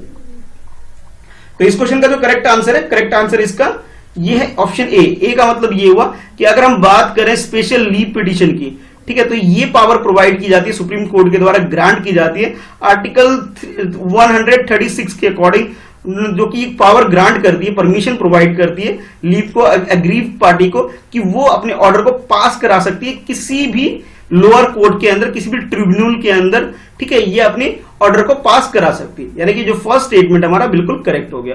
अच्छा, सेकंड स्टेटमेंट को बात करें, उसके अंदर जैसे आपसे ये बोला गया कि भी एक बार अगर आपने ये स्पेशल लीव पिटीशन डाल दी तो उसके बाद सुप्रीम कोर्ट को ये मैटर आपको हियर करना पड़ेगा। नहीं, ऐसा कोई जरूरी नहीं है, वो डीम्ड है, वो डीम्ड फिट है, वो जरूरी नहीं है कि आपके इस चीज को वो कंसीडर करें। यानी कि आप ये बोल सकते हैं ये एक तरह से अपील है, इट इज, ये अपील नहीं है, बल्कि एक तरह से आपको क्या करना पड़ेगा, पिटीशन फाइल करने को पड़ेगा इस अपील के रिगार्डिंग में। ठीक है, ये एक तरह से क्या है कि इसे आप अपील नहीं बोल सकते, ये आपकी, बट इसके लिए क्या बोल सकते हैं, ये एक तरह से आपको अब ये फाइल करना पड़ेगा इसके लिए अलग से, जब आप इसे कंसीडर कर सकते हो। यानी कि जो आप ये बोल सकते हो सेकंड स्टेटमेंट जो है आपका वो गलत हो। With reference to the bureau of Indian standard act consider the following statement. इस क्वेश्चन में आपसे ब्यूरो ऑफ इंडियन स्टैंडर्ड के बारे में पूछा जा रहा है, जो ये एक एक्ट है, और इसके लिए आपको दो स्टेटमेंट दिए गए, ये फर्स्ट स्टेटमेंट है और उसके बाद ये सेकंड स्टेटमेंट है, और आपसे पूछा जा रहा है which of the statement given above are correct. तो करेक्ट स्टेटमेंट आपसे पूछा जा रहा है, तो पहले स्टेटमेंट पढ़ते हैं और उसके बाद देखते हैं कि करेक्ट स्टेटमेंट क्या हो सकता है। It provide for hallmarking of precious metal articles only, यानी कि ये जो BIS जिसे शॉर्ट में बोला जाता है, यानी कि ब्यूरो ऑफ इंडियन स्टैंडर्ड की तरफ से जो हॉलमार्क प्रोवाइड किया जाता है, ये सिर्फ प्रीशियस मेटल, यानी कि आप गोल्ड सिल्वर की बात कर सकते हैं, सिर्फ उसके लिए हॉलमार्क प्रोवाइड किया जाता है according to option A, statement 1। Sorry, अगर हम सेकंड स्टेटमेंट की बात करें तो इसमें आपसे बोला जा रहा है there is a provision for the recall of the product that do not conform the to the relevant Indian standard, यानी कि आप इसमें ये बोला जा रहा है कि इसके अंदर एक प्रोविजन रखा गया है जो कि ये रिकॉल कर सकता है कुछ प्रोडक्ट को, जो कि ये भी कंफर्म करता है कि कौन सा प्रोडक्ट रिलेवेंट नहीं है, यानी कि उसके अनुरूप नहीं है, उसके एक्यूरेट उसके हिसाब से नहीं है, स्टैंडर्ड के हिसाब से, ये भी प्रोविजन इसके अंदर रखा गया है। अब आपके पास 4 ऑप्शन है और आपने क्वेश्चन को अटेम्प्ट करना है। ऑप्शन ए में बोला जा रहा है फर्स्ट स्टेटमेंट करेक्ट है, बी में बोला जा रहा है सेकंड स्टेटमेंट करेक्ट है, सी में आपसे बोला जा रहा है बोथ 1 and 2 दोनों स्टेटमेंट करेक्ट है, लास्ट ऑप्शन डी में आपसे बोला जा रहा है नाइदर 1 nor 2, इट मींस दोनों ही स्टेटमेंट गलत है। तो करेक्ट स्टेटमेंट क्या है, क्वेश्चन को अटेम्प्ट करिए। इस क्वेश्चन का जो करेक्ट आंसर है वो है ऑप्शन बी, यानी कि सेकंड स्टेटमेंट जो है सिर्फ वो करेक्ट है, फर्स्ट स्टेटमेंट गलत है। वो ऐसा कि जैसे आपको इसके अंदर बोला गया था कि फर्स्ट स्टेटमेंट के अंदर कि ये अलाउ करता है सिर्फ प्रीसियस मटेरियल के लिए, प्रोडक्ट के लिए, नहीं, ऐसा नहीं है, ये सभी तरह के प्रोडक्ट, कोई भी प्रोडक्ट हो, हर प्रोडक्ट को ये अलाउ करता है, यानी कि आप बोल सकते हो मल्टीपल प्रोडक्ट्स के टाइप्स क्रिएट करके इसने अलाउ किया गया है कि हॉलमार्क सबको दिया जाता है। अच्छी क्वालिटी का प्रोडक्ट है तो उसे हॉलमार्क प्रोवाइड किया जाता है, अगर अच्छी क्वालिटी नहीं है इस प्रोडक्ट के अंदर तो फिर उसे उस हॉलमार्क को प्रोवाइड नहीं किया जाता है। यानी कि इसके अंदर ये दूसरा प्रोविजन भी है कि किसको हॉलमार्क प्रोवाइड करना है, किसको नहीं प्रोवाइड करना है। ये डिपेंड करता है उसके क्वालिटी के ऊपर और उसके रिपेयर और मेंटेनेंस वर्क को ध्यान में रखते हुए। यानी कि सेकंड स्टेटमेंट तो हमारा करेक्ट है, फर्स्ट स्टेटमेंट गलत है। गलत इसलिए क्योंकि ये सबको प्रोवाइड करता है हॉलमार्क, ठीक है। ये ऐसा कोई पर्टिकुलर रूल रेगुलेशन नहीं है कि ये गोल्ड सिल्वर जैसे प्रीसियस मेटल के ऊपर प्रोवाइड करेगा। तो करेक्ट आंसर आपके लिए जो हो गया वो ऑप्शन बी हो गया। नेक्स्ट क्वेश्चन में आपसे पूछा जा रहा है, consider the following statement regarding small pox. Small pox जो कि एक डिसीज है, इसके रिगार्डिंग में आपसे ये क्वेश्चन पूछा जा रहा है। यहां भी आपके पास ये दो स्टेटमेंट है, स्टेटमेंट 1 ये है और इसके नीचे ये स्टेटमेंट सेकंड है। फर्स्ट ये वाला हो गया आपका और सेकंड आपके पास ये वाला हो गया, ठीक है। अब आपको क्वेश्चन अटेम्प्ट करना है, बताना कि करेक्ट आंसर इसका क्या है, स्टेटमेंट को ध्यान में रखते हुए। फर्स्ट स्टेटमेंट में बोला जा रहा है, it is the non contagious disease caused by the variola virus. Variola virus के थ्रू ये डिसीज यानी कि स्मॉल पॉक्स फैलता है, जो कि एक नॉन कॉन्टेजियस नेचर का डिसीज है। स्टेटमेंट 1 में बोला जा रहा है। स्टेटमेंट 2 में आपसे बोला जा रहा है, India has completely eradicated the smallpox in 2019। यानी कि 2019 जो लास्ट ईयर पास हुआ है अभी, उस ईयर के अंदर बोला गया कि ये स्मॉल पॉक्स डिसीज है हमारी कंट्री के अंदर, इसे पूरी तरह इरेडिकेट कर दिया गया, यानी इसे समाप्त कर दिया गया हमारी कंट्री के अंदर से। तो ये 4 ऑप्शन है आपके पास, आपको बताना है करेक्ट स्टेटमेंट कौन सा है। ऑप्शन ए में बोला जा रहा है फर्स्ट स्टेटमेंट करेक्ट है, बी में बोला जा रहा है सेकंड स्टेटमेंट करेक्ट है, सी में आपसे बोला जा रहा है बोथ 1 2 यानी कि दोनों ही स्टेटमेंट करेक्ट है, और लास्ट ऑप्शन डी में आपसे बोला जा रहा है नाइदर 1 नॉट 2। इट मींस दोनों स्टेटमेंट क्या है, गलत है। तो करेक्ट स्टेटमेंट क्या है, चलिए क्वेश्चन को अटेम्प्ट करिए। तो इस क्वेश्चन का जो करेक्ट आंसर है वो डी है। डी का मतलब ये हुआ कि दोनों ही स्टेटमेंट आपको गलत दे दिया गया है, ठीक है। तो अब पहले फर्स्ट स्टेटमेंट की बात करते हैं। तो फर्स्ट स्टेटमेंट में आपसे बोला गया था ये जो डिसीज है स्मॉल पॉक्स, इसके बारे में बोला गया कि नॉन कॉन्टेजियस डिसीज है। ये गलत है, ये नॉन कॉन्टेजियस डिसीज नहीं है बल्कि ये कॉन्टेजियस डिसीज है। और ये किससे फैलता है, वरीला वायरस के थ्रू ये फैलता है। इसे VARA भी शॉर्ट में बोला जाता है, ठीक है। यानी कि इसका मतलब ये हुआ कि फर्स्ट स्टेटमेंट हमारा बिल्कुल गलत हो गया। और ये फैलता कैसे, ये कफ के थ्रू, स्नीजिंग के थ्रू, ठीक है, फेस टू फेस कांटेक्ट में जब हम किसी के आते हैं तो उसके थ्रू ये जो डिसीज है स्मॉल पॉक्स, ये ट्रांसमिट होता है 1 पर्सन टू अनदर पर्सन में, ठीक है। अच्छा, अब बात करते हैं इसकी थोड़ी हिस्ट्री और इसकी बैकग्राउंड में बारे में बात करते हैं। तो सेकंड स्टेटमेंट में आपसे ये बोला गया कि 2019 में हमारी कंट्री के अंदर इस डिसीज को इरेडिकेट कर दिया गया है, जो कि गलत है। हमारी कंट्री में 1977 में हमारी कंट्री में, ठीक है, इसे इरेडिकेट कर दिया गया है। और 1796 में इस डिसीज के बारे में, इसके बारे में डिस्कवरी की गई थी, इसके बारे में वैक्सीन के बारे में। यानी कि आप ये कह सकते हैं कि एडवर्ड जेनर ने 1796 में इस बीमारी का इलाज ढूंढ निकाला था, ठीक है। और 1977 में इंडिया ने इस बीमारी को इरेडिकेट कर दिया था हमारी कंट्री के अंदर से प्रॉपरली। और वर्ल्ड की अगर हम बात करें, पूरे वर्ल्ड में 1980 में इंटायर वर्ल्ड, जितनी भी कंट्री है, जितने भी एरिया है पूरे इंटायर वर्ल्ड में, तो 1980 में पूरे वर्ल्ड में इसे आप ये बोल सकते हो स्मॉल पॉक्स फ्री डिक्लेयर कर दिया था WHO ने। तो करेक्ट आंसर हमारा क्या हो जाएगा, डी। दोनों ही स्टेटमेंट गलत है, ठीक है। आपको एडवर्ड जेनर का नाम याद रखना है, नंबर 1। नंबर 2 कि 1980 के अंदर वर्ल्ड हेल्थ ऑर्गेनाइजेशन ने ये डिक्लेयर कर दिया कि इसे कंप्लीटली इरेडिकेट कर दिया है वर्ल्ड वाइड, आपको ये याद रखना है, ठीक है। और ये किस नेचर का डिसीज है, ये कॉन्टेजियस नेचर का डिसीज, यानी कि 1 पर्सन टू से अनदर पर्सन में ये ट्रांसमिट हो सकता है। कैसे, कफ के थ्रू, स्नीजिंग के थ्रू और फेस टू फेस कॉन्टैक्ट के थ्रू ये एक पर्सन से दूसरे पर्सन में ये बीमारी फैल सकती है। यानी कैसे, कहने का मतलब इसे आप ट्रांजिट किया जा सकता है। चलिए देखते हैं next question. With reference to the power of governor consider the following statement. यानी कि इस क्वेश्चन में आपसे पूछा जा रहा है कि पावर ऑफ गवर्नर के रिगार्डिंग में, ठीक है। और आपके पास ये दो स्टेटमेंट है, ये फर्स्ट स्टेटमेंट है और उसके बाद ये सेकंड स्टेटमेंट है। और नीचे आपसे बोला गया कि भी करेक्ट स्टेटमेंट क्या है, इसको आपने आइडेंटिफाई करना है। According to first statement, governor has the discretion to summon, dissolve and prorogue the state legislative assembly. यानी कि गवर्नर के पास एक राइट है, एक पावर है कि वो समन कर सकता है और डिसॉल्व कर सकता है स्टेट लेजिस्लेटिव असेंबली को, अकॉर्डिंग टू स्टेटमेंट 1। स्टेटमेंट 2 में आपसे बोला जा रहा है कि article 163 of constitution limit the discretionary power of governor, यानी गवर्नर की ये जो पावर है उसको क्या करता है, ये लिमिट प्रोवाइड करता है आर्टिकल 163। ठीक है, तो आपके पास ये दो स्टेटमेंट है और इन दोनों स्टेटमेंट को ध्यान में रखते हुए आपको आंसर करना है कि करेक्ट स्टेटमेंट कौन सा है। ऑप्शन ए में बोला जा रहा है फर्स्ट स्टेटमेंट करेक्ट है, बी में आपसे बोला जा रहा है सेकंड स्टेटमेंट करेक्ट है, सी में आपसे बोला जा रहा है बोथ 1 and 2 यानी कि दोनों ही स्टेटमेंट क्या है, करेक्ट है।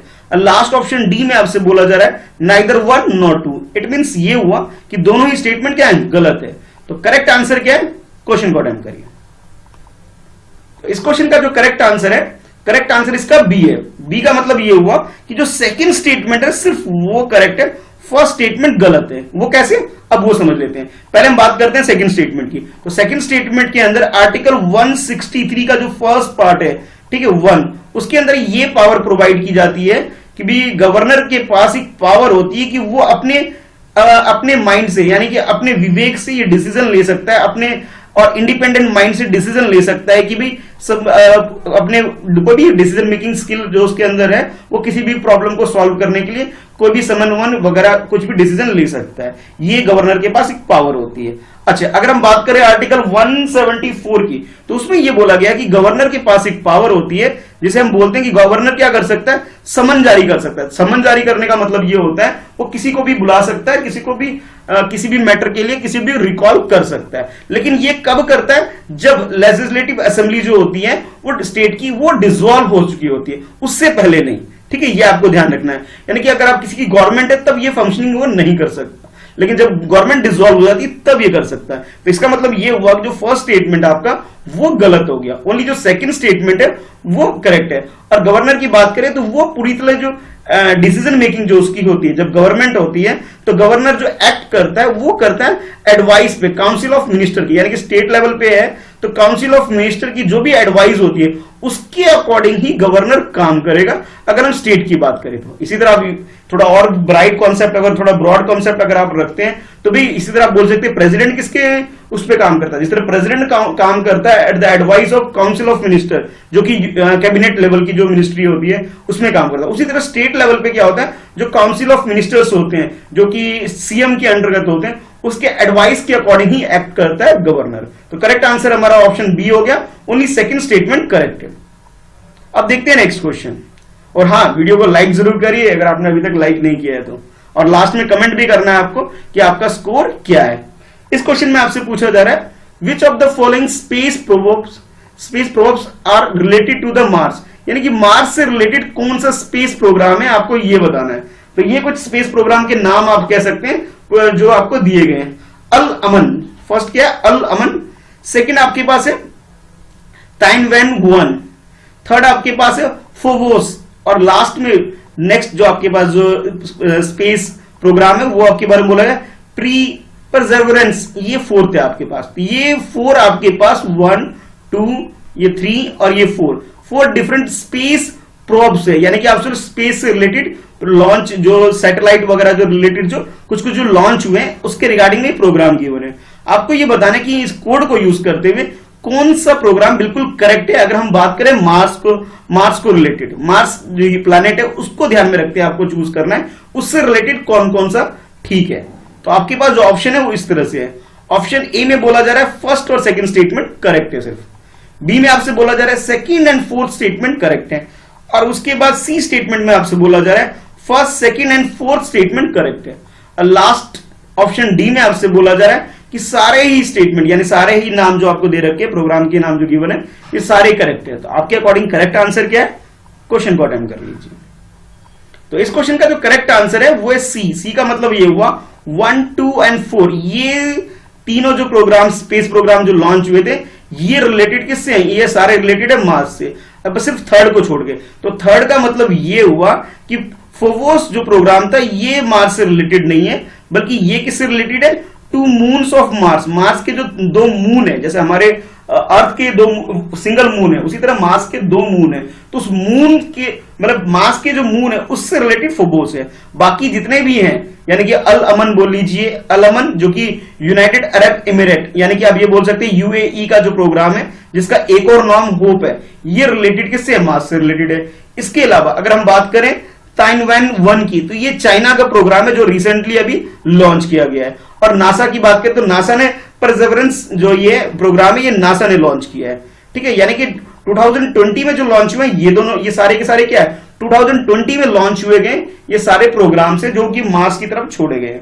तो करेक्ट आंसर जो हमारा हो गया, करेक्ट आंसर हमारा हो गया ऑप्शन सी, यानी कि first, second and fourth. Third वाला नहीं है, थर्ड वाला मार्स से रिलेटेड नहीं है, मार्स के मून से रिलेटेड है, जो उसके 2 मून है। अच्छा, आपके लिए क्वेश्चन ये रहेगा कि आपको ये बताना है कि मार्स के जो 2 मून्स है उनके नाम बताने हैं आपको, वो क्या क्या है, ठीक है। हमारे वाले का तो पता है, चंदा मामा बोलते हो, मैं वो पूछूंगा नहीं, आपसे पूछ रहा हूं मार्स के बारे में बताइए, मार्स के जो 2 मून्स है उसके नाम क्या क्या है, ठीक है।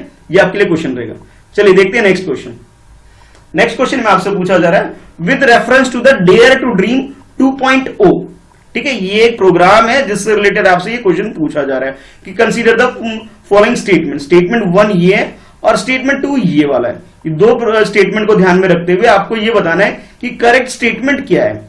तो फर्स्ट स्टेटमेंट में आपसे बोला जा रहा है it is a innovation context launch by the Indian space research organisation, यानी कि आप शॉर्ट में बोल सकते हो इसरो ने इसे लॉन्च किया। एक इनोवेशन कॉन्टेस्ट है जो कि इसरो कंडक्ट करा रही है अंडर आत्मनिर्भर भारत। अभी रिसेंटली जो चाइना प्रोडक्ट को जो हम लोग बायकॉट कर रहे हैं, ठीक है, उसे ध्यान में रखते हुए हमारी कंट्री में आत्मनिर्भर भारत प्रोग्राम लॉन्च किया गया है, ठीक है। उसके अंदर ये बोला जा रहा है कि डेयर टू ड्रीम 2.0 ये प्रोग्राम यानी कि कॉन्टेस्ट लॉन्च किया गया इसरो के द्वारा। स्टेटमेंट 1 ये है। स्टेटमेंट 2 में आपसे बोला जा रहा है it aim to promote innovators and startups, यानी कि ये जो डेयर टू ड्रीम है इसके थ्रू इनोवेटर को और स्टार्टअप्स जो भी करना, यानी कि आप बोल सकते हो फ्रेश ग्रेजुएट है जो कि किसी भी फील्ड से रिलेटेड हो, फ्रेश ग्रेजुएट है, वो कोई स्टार्टअप करना चाहते हैं, कोई इनोवेशन करना चाहते हैं, तो उनको एक तरह से मोटिवेट करने के लिए इस तरह का प्रोग्राम लॉन्च किया गया जो किससे रिलेटेड है, डिफेंस और एरोस्पेस टेक्नोलॉजी से रिलेटेड है। ये सेकंड स्टेटमेंट आपके लिए बोला गया है। अब आपको ये बताना है कि करेक्ट स्टेटमेंट क्या है। ऑप्शन ए में बोला जा रहा है फर्स्ट स्टेटमेंट करेक्ट है, बी में बोला जा रहा है सेकंड स्टेटमेंट करेक्ट है, और सी में आपसे बोला जा रहा है बोथ 1 and 2, यानी कि दोनों ही स्टेटमेंट करेक्ट है। लास्ट ऑप्शन डी में आपसे बोला जा रहा है नाइदर 1 nor 2, इट मींस दोनों स्टेटमेंट गलत है। तो करेक्ट क्या है, क्वेश्चन को अटेम्प्ट करके आंसर करिए। तो इस क्वेश्चन का जो करेक्ट आंसर है वो है बी ऑप्शन, यानी कि सिर्फ सेकंड स्टेटमेंट करेक्ट है, फर्स्ट स्टेटमेंट गलत है। गलत क्यों, वो ये समझ लेते हैं। अभी मैंने आपको जो फर्स्ट स्टेटमेंट दिया था उसमें मैंने बोला था ये इसरो के द्वारा ये कॉन्टेस्ट है, ठीक है, जबकि ये इसरो का कॉन्टेस्ट ना होकर के ये किसका है, डीआरडीओ का है।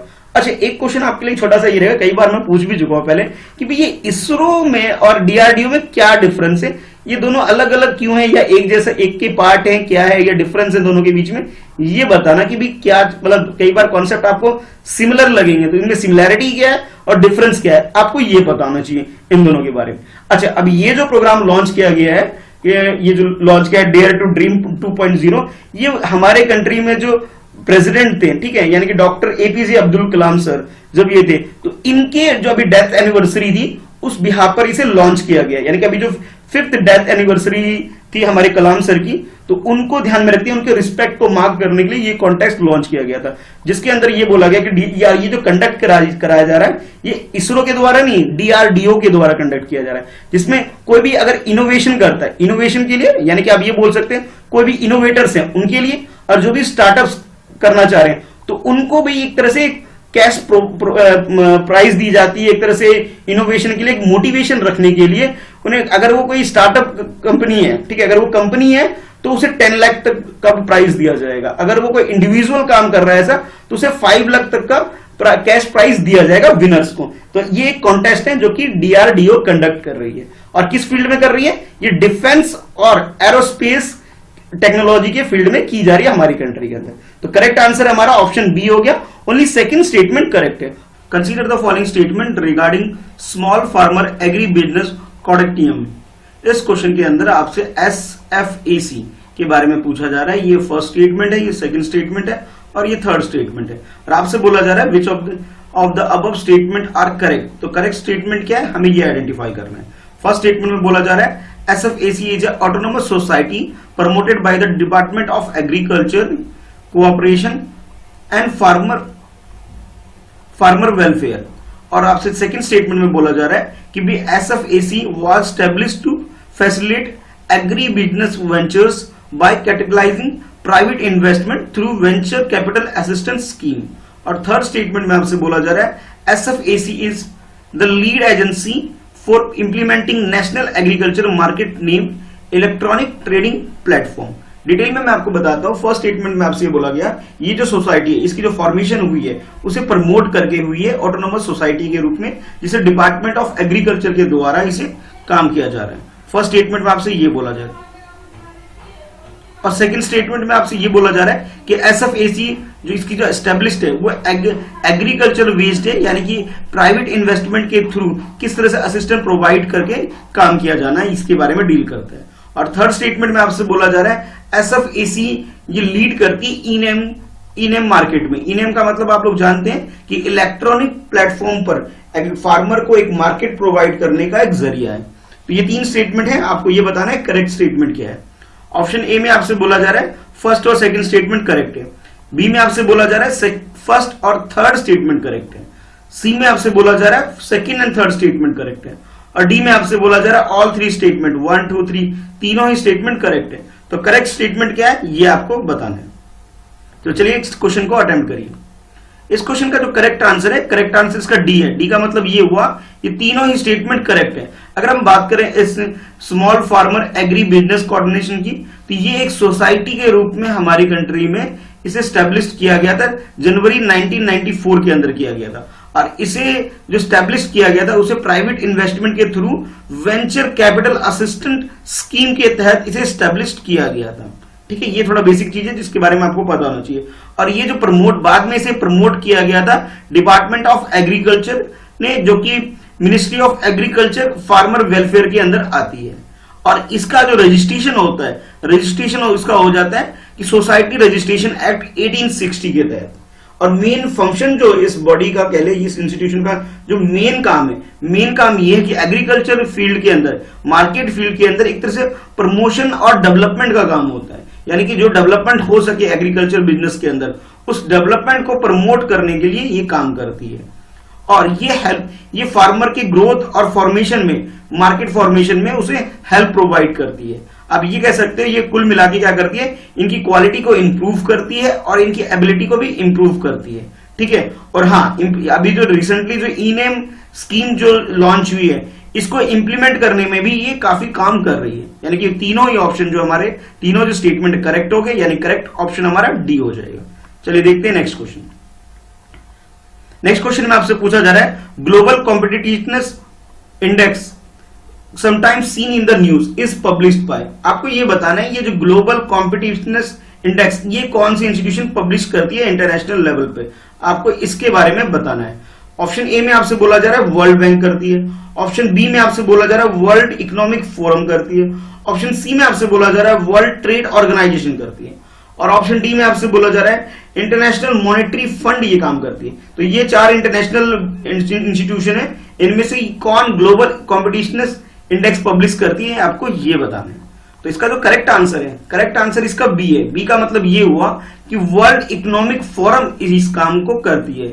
यानी कि आप ये बोल सकते हो इंटरनेशनल लेवल पर कॉम्पिटिशनल इंडेक्स जो पब्लिश करती है वो करती है वर्ल्ड इकोनॉमिक फोरम, जिसके अंदर इंडिया की जो प्लेस, हमारी कंट्री की जो करंट प्लेस है वो 68 है। और हमारी कंट्री ने 78 से जंप करके 68 प्लेस पे आ गया है अभी रिसेंट जो डाटा आया है। और इसका जो हेडक्वार्टर है इस इंस्टीट्यूशन का वो जनेवा के अंदर है, इसलिए बोला जा रहा है ये जनेवा बेस्ड वर्ल्ड इकोनॉमिक फोरम ये काम करती है। चलिए देखते हैं नेक्स्ट क्वेश्चन। नेक्स्ट क्वेश्चन में आपसे पूछा जा रहा है जेनोबोट्स के बारे में। अभी जेनोबोट क्या होता है इसके रिगार्डिंग में आपके पास कुछ स्टेटमेंट है, इन स्टेटमेंट को ध्यान में रखते हुए आपको आंसर करना है। फर्स्ट स्टेटमेंट ये है, सेकंड स्टेटमेंट ये है। फर्स्ट स्टेटमेंट में आपसे बोला जा रहा है xenobot are the world's first living self healing robot created using stem cell. ये स्टीम सेल को यूज करके एक रोबोट क्रिएट किया गया है वर्ल्ड में, ये बोला जा रहा है ये जेनोबोट के बारे में कि जेनोबोट क्या है कि स्टीम सेल को यूज करके एक रोबोट बनाया गया है और ये वर्ल्ड का फर्स्ट लिविंग रोबोट है। यानी कि वो अपने आप को सेल्फ हीलिंग भी कर लेता है, अपने आप को ठीक भी कर लेता है, इस टाइप का ये रोबोट है। सेकंड स्टेटमेंट में आपसे बोला जा रहा है xenobot could be used to clean the radioactive waste, collect microplastic in the ocean and carrying medicine inside the human body. यानी कि जेनोबोट का जो काम है ओशन में जो क्लीनिनेस प्रोग्राम, क्लीनिनेस का जो काम है वो करती है माइक्रोप्लास्टिक एलिमेंट को कलेक्ट करने के, ठीक है। और इसके साथ साथ वो रेडियो एक्टिव वेस्ट को भी क्लीन कर देती है। ये सिर्फ ओशन में काम नहीं करती बल्कि उसके साथ साथ मेडिकल इनसाइड, यानी कि किसी की ह्यूमन बॉडी के अंदर कुछ मेडिकल ट्रीटमेंट देना है, कुछ डालना है, तो उसमें भी ये हेल्प करती है। तो ये दो फंक्शन, इसके कुछ फंक्शन आपको बताए गए, दो स्टेटमेंट आपके पास। अब आपको ये बताना है कि इन दोनों स्टेटमेंट में से इनकरेक्ट स्टेटमेंट कौन सा है। ध्यान रहे, इनकरेक्ट पूछा जा रहा है। इनकरेक्ट की मीनिंग होती है कि आपको गलत स्टेटमेंट आइडेंटिफाई करना है। आपके पास ऑप्शन कुछ इस तरह से है। ऑप्शन ए में बोला जा रहा है फर्स्ट स्टेटमेंट करेक्ट है, बी में बोला जा रहा है सेकंड स्टेटमेंट करेक्ट है, सी में बोला जा रहा है बोथ स्टेटमेंट गलत है, और डी में आपसे बोला जा रहा है दोनों ही स्टेटमेंट क्या है, करेक्ट है। तो करेक्ट आंसर आपके अकॉर्डिंग क्या है? चलिए क्वेश्चन को अटेम्प्ट करिए। तो इस क्वेश्चन का जो करेक्ट आंसर है, करेक्ट आंसर इसका डी है। डी का मतलब ये हुआ कि दोनों ही स्टेटमेंट क्या है, करेक्ट है, ठीक है। करेक्ट होने की वजह से, यानी कि जैसे आपसे ये बोला गया था कि भी आपको क्या इनकरेक्ट स्टेटमेंट आइडेंटिफाई करना है, तो यानी कि इनकरेक्ट का मतलब ये हुआ कि दोनों स्टेटमेंट जो गलत हो, लेकिन ये दोनों गलत नहीं है, दोनों स्टेटमेंट क्या है, सही है। यानी कि नाइदर वन नॉट टू, यानी कि दोनों में से कोई सा भी स्टेटमेंट हमारा गलत नहीं है, दोनों स्टेटमेंट करेक्ट है। इसलिए मेरा ऑप्शन क्या हो गया, नाइदर वन नॉट टू।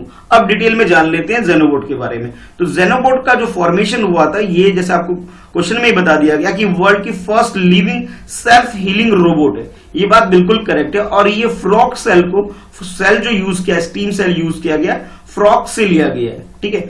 और ये अफ्रीकन क्लॉड फ्रॉग है, उससे ये इसका फॉर्मेशन हुआ है। और इसका जो मेन फंक्शन है कि ये अपने आप को सेल्फ हीलिंग कैपेसिटी इसके अंदर, जिस वजह से ये काफी सुर्खियां बटोर रहा है, आप ये इस तरह से बोल सकते हो। यानी और इसके साथ साथ इसका जो मेन फंक्शन है, यानी कि जो हमारे एरिया, हमारे इन्वायरमेंट में जो रेडियो एक्टिव वेस्ट है उसको क्लीन करने में, ठीक है, रेडियो एक्टिव वेस्ट को क्लीन करने में, और इसके साथ साथ माइक्रोप्लास्टिक ऑर्गेनिज्म जो भी चीजें ओशन में अवेलेबल है उस चीज को रिमूव करने में ये काफी हेल्प कर रही है। और साथ ही साथ ये मेडिकल फील्ड में भी, मेडिसिन को ह्यूमन बॉडी में डालने में भी काफी हेल्प कर रही है। तो इस तरह आप ये कह सकते हो कि दोनों स्टेटमेंट करेक्ट है। हमें ये क्वेश्चन में ये पूछा गया गलत स्टेटमेंट कौन सा है, तो दोनों में से कोई भी स्टेटमेंट गलत नहीं है। तो हमारा करेक्ट आंसर क्या हो जाएगा, डी हो जाएगा। डी का मतलब है नाइदर वन नॉट टू। चलिए देखते हैं नेक्स्ट क्वेश्चन। नेक्स्ट क्वेश्चन में आपसे पूछा जा रहा है consider the following statement regarding golden langur. Golden langur के बारे में क्वेश्चन पूछा जा रहा है, यानी कि इन्वायरमेंट और इकोलॉजी से रिलेटेड ये क्वेश्चन है। और इस क्वेश्चन में आपके पास ये तीन स्टेटमेंट है। फर्स्ट स्टेटमेंट ये है, सेकंड ये है आपके पास, और थर्ड स्टेटमेंट ये है। फर्स्ट स्टेटमेंट के अकॉर्डिंग बोला जा रहा है it is one of the most endangered primate species of India. हमारी कंट्री के अंदर जो सबसे ज्यादा मोस्ट इंडेंजर कैटेगरी के अंदर जो स्पीसीज आती है उसमें से ये एक है। सेकंड आपसे बोला जा रहा है it is found only in India, ये सिर्फ हमारी कंट्री के अंदर पाया जाता है गोल्डन लंगूर। सेकंड स्टेटमेंट में बोला गया।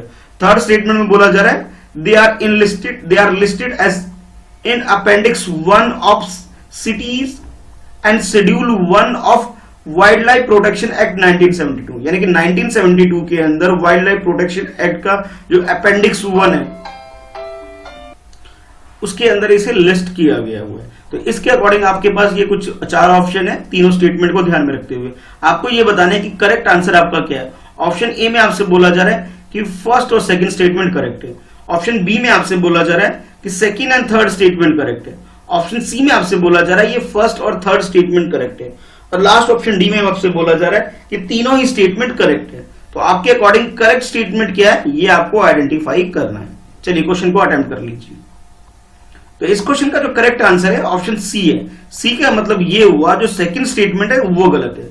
सेकंड स्टेटमेंट गलत इसलिए है कि सेकंड स्टेटमेंट आपसे ये बोला गया कि भाई ये जो स्पीसीज है ओनली इंडिया यानी कि हमारी कंट्री के अंदर ये पाया जाता है, ये स्टेटमेंट गलत है। ये हमारी कंट्री के साथ साथ ये भूटान के अंदर भी ये स्पीसीज पाई जाती है। यानी कि आप ये बोल सकते हो कि हमारी कंट्री का जो असम वाला रीजन है, असम का वेस्ट यानी कि न्यू बोगाईगांव के आसपास का जो एरिया है, डिस्ट्रिक्ट जो है उसके आसपास वो एरिया, और भूटान का जो ब्लैक माउंटेन है उधर ये पाया जाता है। तो आप ये बोल सकते हो कि हमारी कंट्री में जो संकोश रिवर है असम के अंदर, संकोश रिवर जो कि असम में, और जो भूटान का जो नॉर्थ एरिया है जहां पे ब्लैक माउंटेन है उस एरिया में ये स्पीसीज पाई जाती है। यानी कि आप ये बोल सकते हो कि ब्रह्मपुत्र के रिवर का आसपास का जो एरिया है उस एरिया में ये स्पीसीज पाई जाती है गोल्डन लंगूर, यानी कि सेकंड स्टेटमेंट हमारा गलत हो गया। अब बात करते हैं फर्स्ट और सेकंड स्टेटमेंट, थर्ड स्टेटमेंट की। तो फर्स्ट स्टेटमेंट में आपसे ये बोला गया कि भी ये गोल्डन लंगूर जो है, जैसे आपसे बोला गया कि ये गोल्डन लंगूर ये हमारी मोस्ट इंडेंजर कैटेगरी के अंदर रखा हुआ उनमें से ये एक स्पीसीज है। हाँ भाई, ये बात बिल्कुल सही है। और उसके साथ साथ ये हमारी कंट्री में जो 1972 में world wild life protection act जो था उसके शेड्यूल 1 में इसे इनलिस्ट किया गया। अच्छा, एक बात और, असम और भूटान के अलावा इसे वेस्टर्न जो असम का जो वेस्टर्न एरिया है, ठीक है, उधर भी ये पाया जाता है। यानी कि आप ये बोल सकते हो जो वेस्ट बंगाल का जो ईस्ट वाला एरिया है, वेस्ट बंगाल का ईस्ट एरिया, और असम का जो वेस्टर्न एरिया जो मैं आपको बोल रहा हूं न्यू बोंगाईगांव करीमगंज का जो आसपास का जो एरिया है, उस एरिया में ये स्पीसीज पाई जाती है। तो करेक्ट आंसर जो आपका हो जाएगा ऑप्शन सी, यानी कि दोनों स्टेटमेंट फर्स्ट और थर्ड करेक्ट हो गए और सेकंड स्टेटमेंट हमारा गलत हो गया। ठीक है, तो करेक्ट आंसर हमारा सी हो जाएगा। चलिए देखते हैं नेक्स्ट क्वेश्चन। नेक्स्ट क्वेश्चन में आपसे पूछा जा रहा है एनडीआरएफ के बारे में। काफी इंपॉर्टेंट इंस्टीट्यूशन है हमारी कंट्री के अंदर ये, और वो क्यों है पहले इसके फुल फॉर्म को पढ़िए, आप खुद ही समझ जाएंगे। क्वेश्चन ये आपके लिए, consider the following statement regarding NDRF. NDRF यानी कि नेशनल डिजास्टर रिस्पॉन्स फंड। ये एक फंड क्रिएट किया गया हमारी कंट्री के अंदर, जितने भी डिजास्टर, नेचुरल कैलेमिटीज या कोई डिजास्टर होता है उसको डील करने के लिए ये फंड क्रिएट किया गया है। और इसके रिगार्डिंग में आपके पास ये 3 स्टेटमेंट है, फर्स्ट ये, सेकेंड ये और थर्ड स्टेटमेंट ये। और आपसे पूछा जा रहा है कि करेक्ट स्टेटमेंट क्या है, ये बताना है आपको। According to first statement, NDRF is located in the public account of government of India under the reserve fund not bearing interest. यानी कि इस फंड को हमारी कंट्री के अंदर जो अकाउंटिंग होती है हमारी कंट्री गवर्नमेंट की, सेंट्रल गवर्नमेंट की, तो उसके अंदर ये पब्लिक अकाउंट के अंदर इसे एक आइटम रखा गया है इसे, और ये ध्यान में रखते हुए कि ये एक रिजर्व फंड है जो कि इंटरेस्ट बियर नहीं करती है। ठीक है, ये इसकी बेसिक चीजें आपको पता होनी चाहिए। सेकंड स्टेटमेंट में आपसे बोला जा रहा है the relief activity for all the calamities are monitor by the ministry of home affair. यानी कि मिनिस्ट्री ऑफ होम अफेयर ये डिसाइड करती है कि भी किस तरह इसको खर्च करना है, किस तरह काम करना है, यानी इसको पूरी तरह जो मॉनिटर करने का काम करती है वो मिनिस्ट्री ऑफ होम अफेयर आपको बोला जा रहा है। और थर्ड स्टेटमेंट में आपसे बोला जा रहा है NDRF amounts can be spend only towards meeting the expenditure of emergency response, relief and rehabilitation. यानी कि कोई भी नेचुरल कैलेमिटी से रिलेटेड अगर कोई इमरजेंसी क्रिएट होगी तो उसके रिगार्डिंग में रिस्पॉन्स करने के लिए, रिलीफ प्रोवाइड करने के लिए और रिहेबिलिटेशन के पर्पज से ही इस फंड को यूटिलाइज किया जा सकता है। तो ये 3 स्टेटमेंट है और इसके अकॉर्डिंग आपके पास ये 4 ऑप्शन है। ऑप्शन ए में बोला जा रहा है फर्स्ट और सेकंड स्टेटमेंट करेक्ट है, बी में आपसे बोला जा रहा है फर्स्ट और थर्ड स्टेटमेंट करेक्ट है, सी में आपसे बोला जा रहा है second and third statement correct है, और लास्ट ऑप्शन डी में आपसे बोला जा रहा है ओनली 1 यानी कि फर्स्ट स्टेटमेंट करेक्ट है। तो करेक्ट स्टेटमेंट क्या है ये आपको बताना है। चलिए क्वेश्चन को अटेम्प्ट कर लीजिए। तो इस क्वेश्चन का जो करेक्ट आंसर है वो है बी। बी का मतलब ये हुआ कि फर्स्ट और थर्ड स्टेटमेंट तो बिल्कुल करेक्ट है, सेकंड स्टेटमेंट हमारा गलत है। गलत होने की वजह क्या है पहले ये समझ लीजिए। आपसे जो मिनिस्ट्री बोला गया कि ये मिनिस्ट्री ऑफ होम अफेयर के अंदर ये आती है, नहीं, ये होम अफेयर के अंदर नहीं आती है, ये आती है मिनिस्ट्री ऑफ एग्रीकल्चर के अंदर आती है। ठीक है, यानी कि इसको जो मॉनिटर करने का जो काम है वो कौन करती है, मिनिस्ट्री ऑफ एग्रीकल्चर इसे करती है। और इसके पास इसके अंडर में एक डिपार्टमेंट है, department of agriculture and cooperation, जो कि ये काम करती है। ठीक है, तो आप ये बोल सकते हो कि इसकी मॉनिटर करने की जितनी भी एक्टिविटी मॉनिटर कौन करती है, वो करती है मिनिस्ट्री ऑफ एग्रीकल्चर करती है। तो इस वजह से आप ये कह सकते हो कि भाई ये जो स्टेटमेंट सेकंड हमारा गलत हो गया, बाकी फर्स्ट और थर्ड स्टेटमेंट बिल्कुल करेक्ट है। फर्स्ट स्टेटमेंट में जैसा कि आपको ये बोला गया कि ये जो इसका जो इस हेड को कहां पे हमारे अकाउंटिंग सिस्टम में रखा जाता है, बिल्कुल करेक्ट बात है। ये पब्लिक अकाउंट है, अकाउंट के अंदर रखा जाता है जो कि इंटरेस्ट बियर नहीं करता है। ठीक है, यानी कि ये जो फर्स्ट स्टेटमेंट बिल्कुल करेक्ट होगा। सेकंड स्टेटमेंट में जैसा कि मैंने आपको बताया ये किसके अंदर आता है, मिनिस्ट्री ऑफ एग्रीकल्चर के अंदर आ गया। अच्छा, अब थर्ड स्टेटमेंट में जैसे कि आपसे ये बोला गया था कि भी जो भी एक्सपेंडिचर है, एक्सपेंडिचर वो कहां पे इस फंड को यूटिलाइज किया जाएगा, तो इमरजेंसी रिस्पांस करने के लिए, रिलीफ प्रोवाइड करने के लिए और रिहेबिलिटेशन पर्पस के लिए ही इसे यूज किया जाएगा। यानी कि जो थर्ड स्टेटमेंट है वो हमारा करेक्ट हो गया। बस एक तो कुछ चीजें और भी है बेसिक, वो आपको पता होना चाहिए। आपको मालूम ही होगा कि 2005 में, 2004 एंड में और 2005 में, यानी कि 2004 में इसके एंड में जब दिसंबर 26-25 के अराउंड सुनामी आई थी हमारी कंट्री और साउथ एशिया के अंदर। अब काफी डिजास्टर क्रिएट हुआ था और उस वजह से इस ऑर्गेनाइजेशन को आना पड़ा। और 2005 में इसे डिजास्टर मैनेजमेंट एक्ट लाया गया हमारी कंट्री के अंदर, और उसके सेक्शन 46 के अंदर, section 46 of disaster management act 2005 के अकॉर्डिंग इसको फॉर्मेशन, इसका एस्टेब्लिशमेंट हमारी कंट्री के अंदर आया। ठीक है, जो भी डिजास्टर यानी नेचुरल कैलेमिटीज होती है उसके रिगार्डिंग में इसे डील करने के लिए, उसके रिगार्डिंग में एक्शन लेने के लिए इस फंड को क्रिएट किया गया, जिसका नाम है नेशनल डिजास्टर रिलीफ फंड। ठीक है, तो करेक्ट आंसर हमारा क्या हो गया? बी हो गया। Which of the following is a positive sign of economic recovery in India? हमारी कंट्री के अंदर इकोनॉमी की रिकवरी के रिगार्डिंग भी क्वेश्चन आपसे पूछा जा रहा है कि भी कौन सा ये टर्म्स जो आपको दिख रहा है इसके अंदर, जो ये फर्स्ट, सेकंड, थर्ड, फोर्थ, जिससे आप ये आइडेंटिफाई कर सकते हैं कि भी ये साइन है हमारी कंट्री के अंदर इकोनॉमी के रिकवर होने की। जैसे कि आप जानते हैं कि अभी कोविड-19 की वजह से हर जगह लॉकडाउन हुआ है। लॉकडाउन के बाद धीरे धीरे अनलॉकडाउन की प्रोसेस स्टार्ट हुआ है, तो इसलिए ये क्वेश्चन आपसे पूछा जा रहा है। तो स्टेटमेंट कुछ इस तरह से आपके लिए ये है कि increase in goods and service tax collection, यानी कि जीएसटी का अगर कलेक्शन इंक्रीज हो जाए तो इससे इकोनॉमी में क्या फर्क पड़ता है।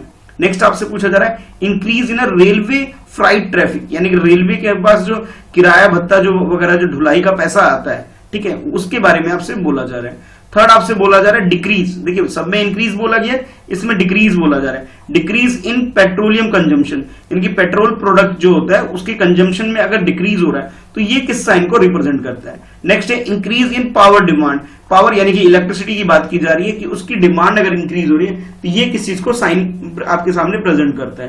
तो ये चार डिफरेंट स्टेटमेंट आपको दे दिए गए हैं। अब आपसे एंड में पूछा जा रहा है select the correct answer using the code given below. अभी आपके पास ये कोड है, इसके अकॉर्डिंग आपको बताना है कि करेक्ट आंसर आपका क्या है, यानी कि आपको ये बताना है कि इकोनॉमी के रिकवर होने के साइन इनमें से आपको कौन कौन से लगते हैं।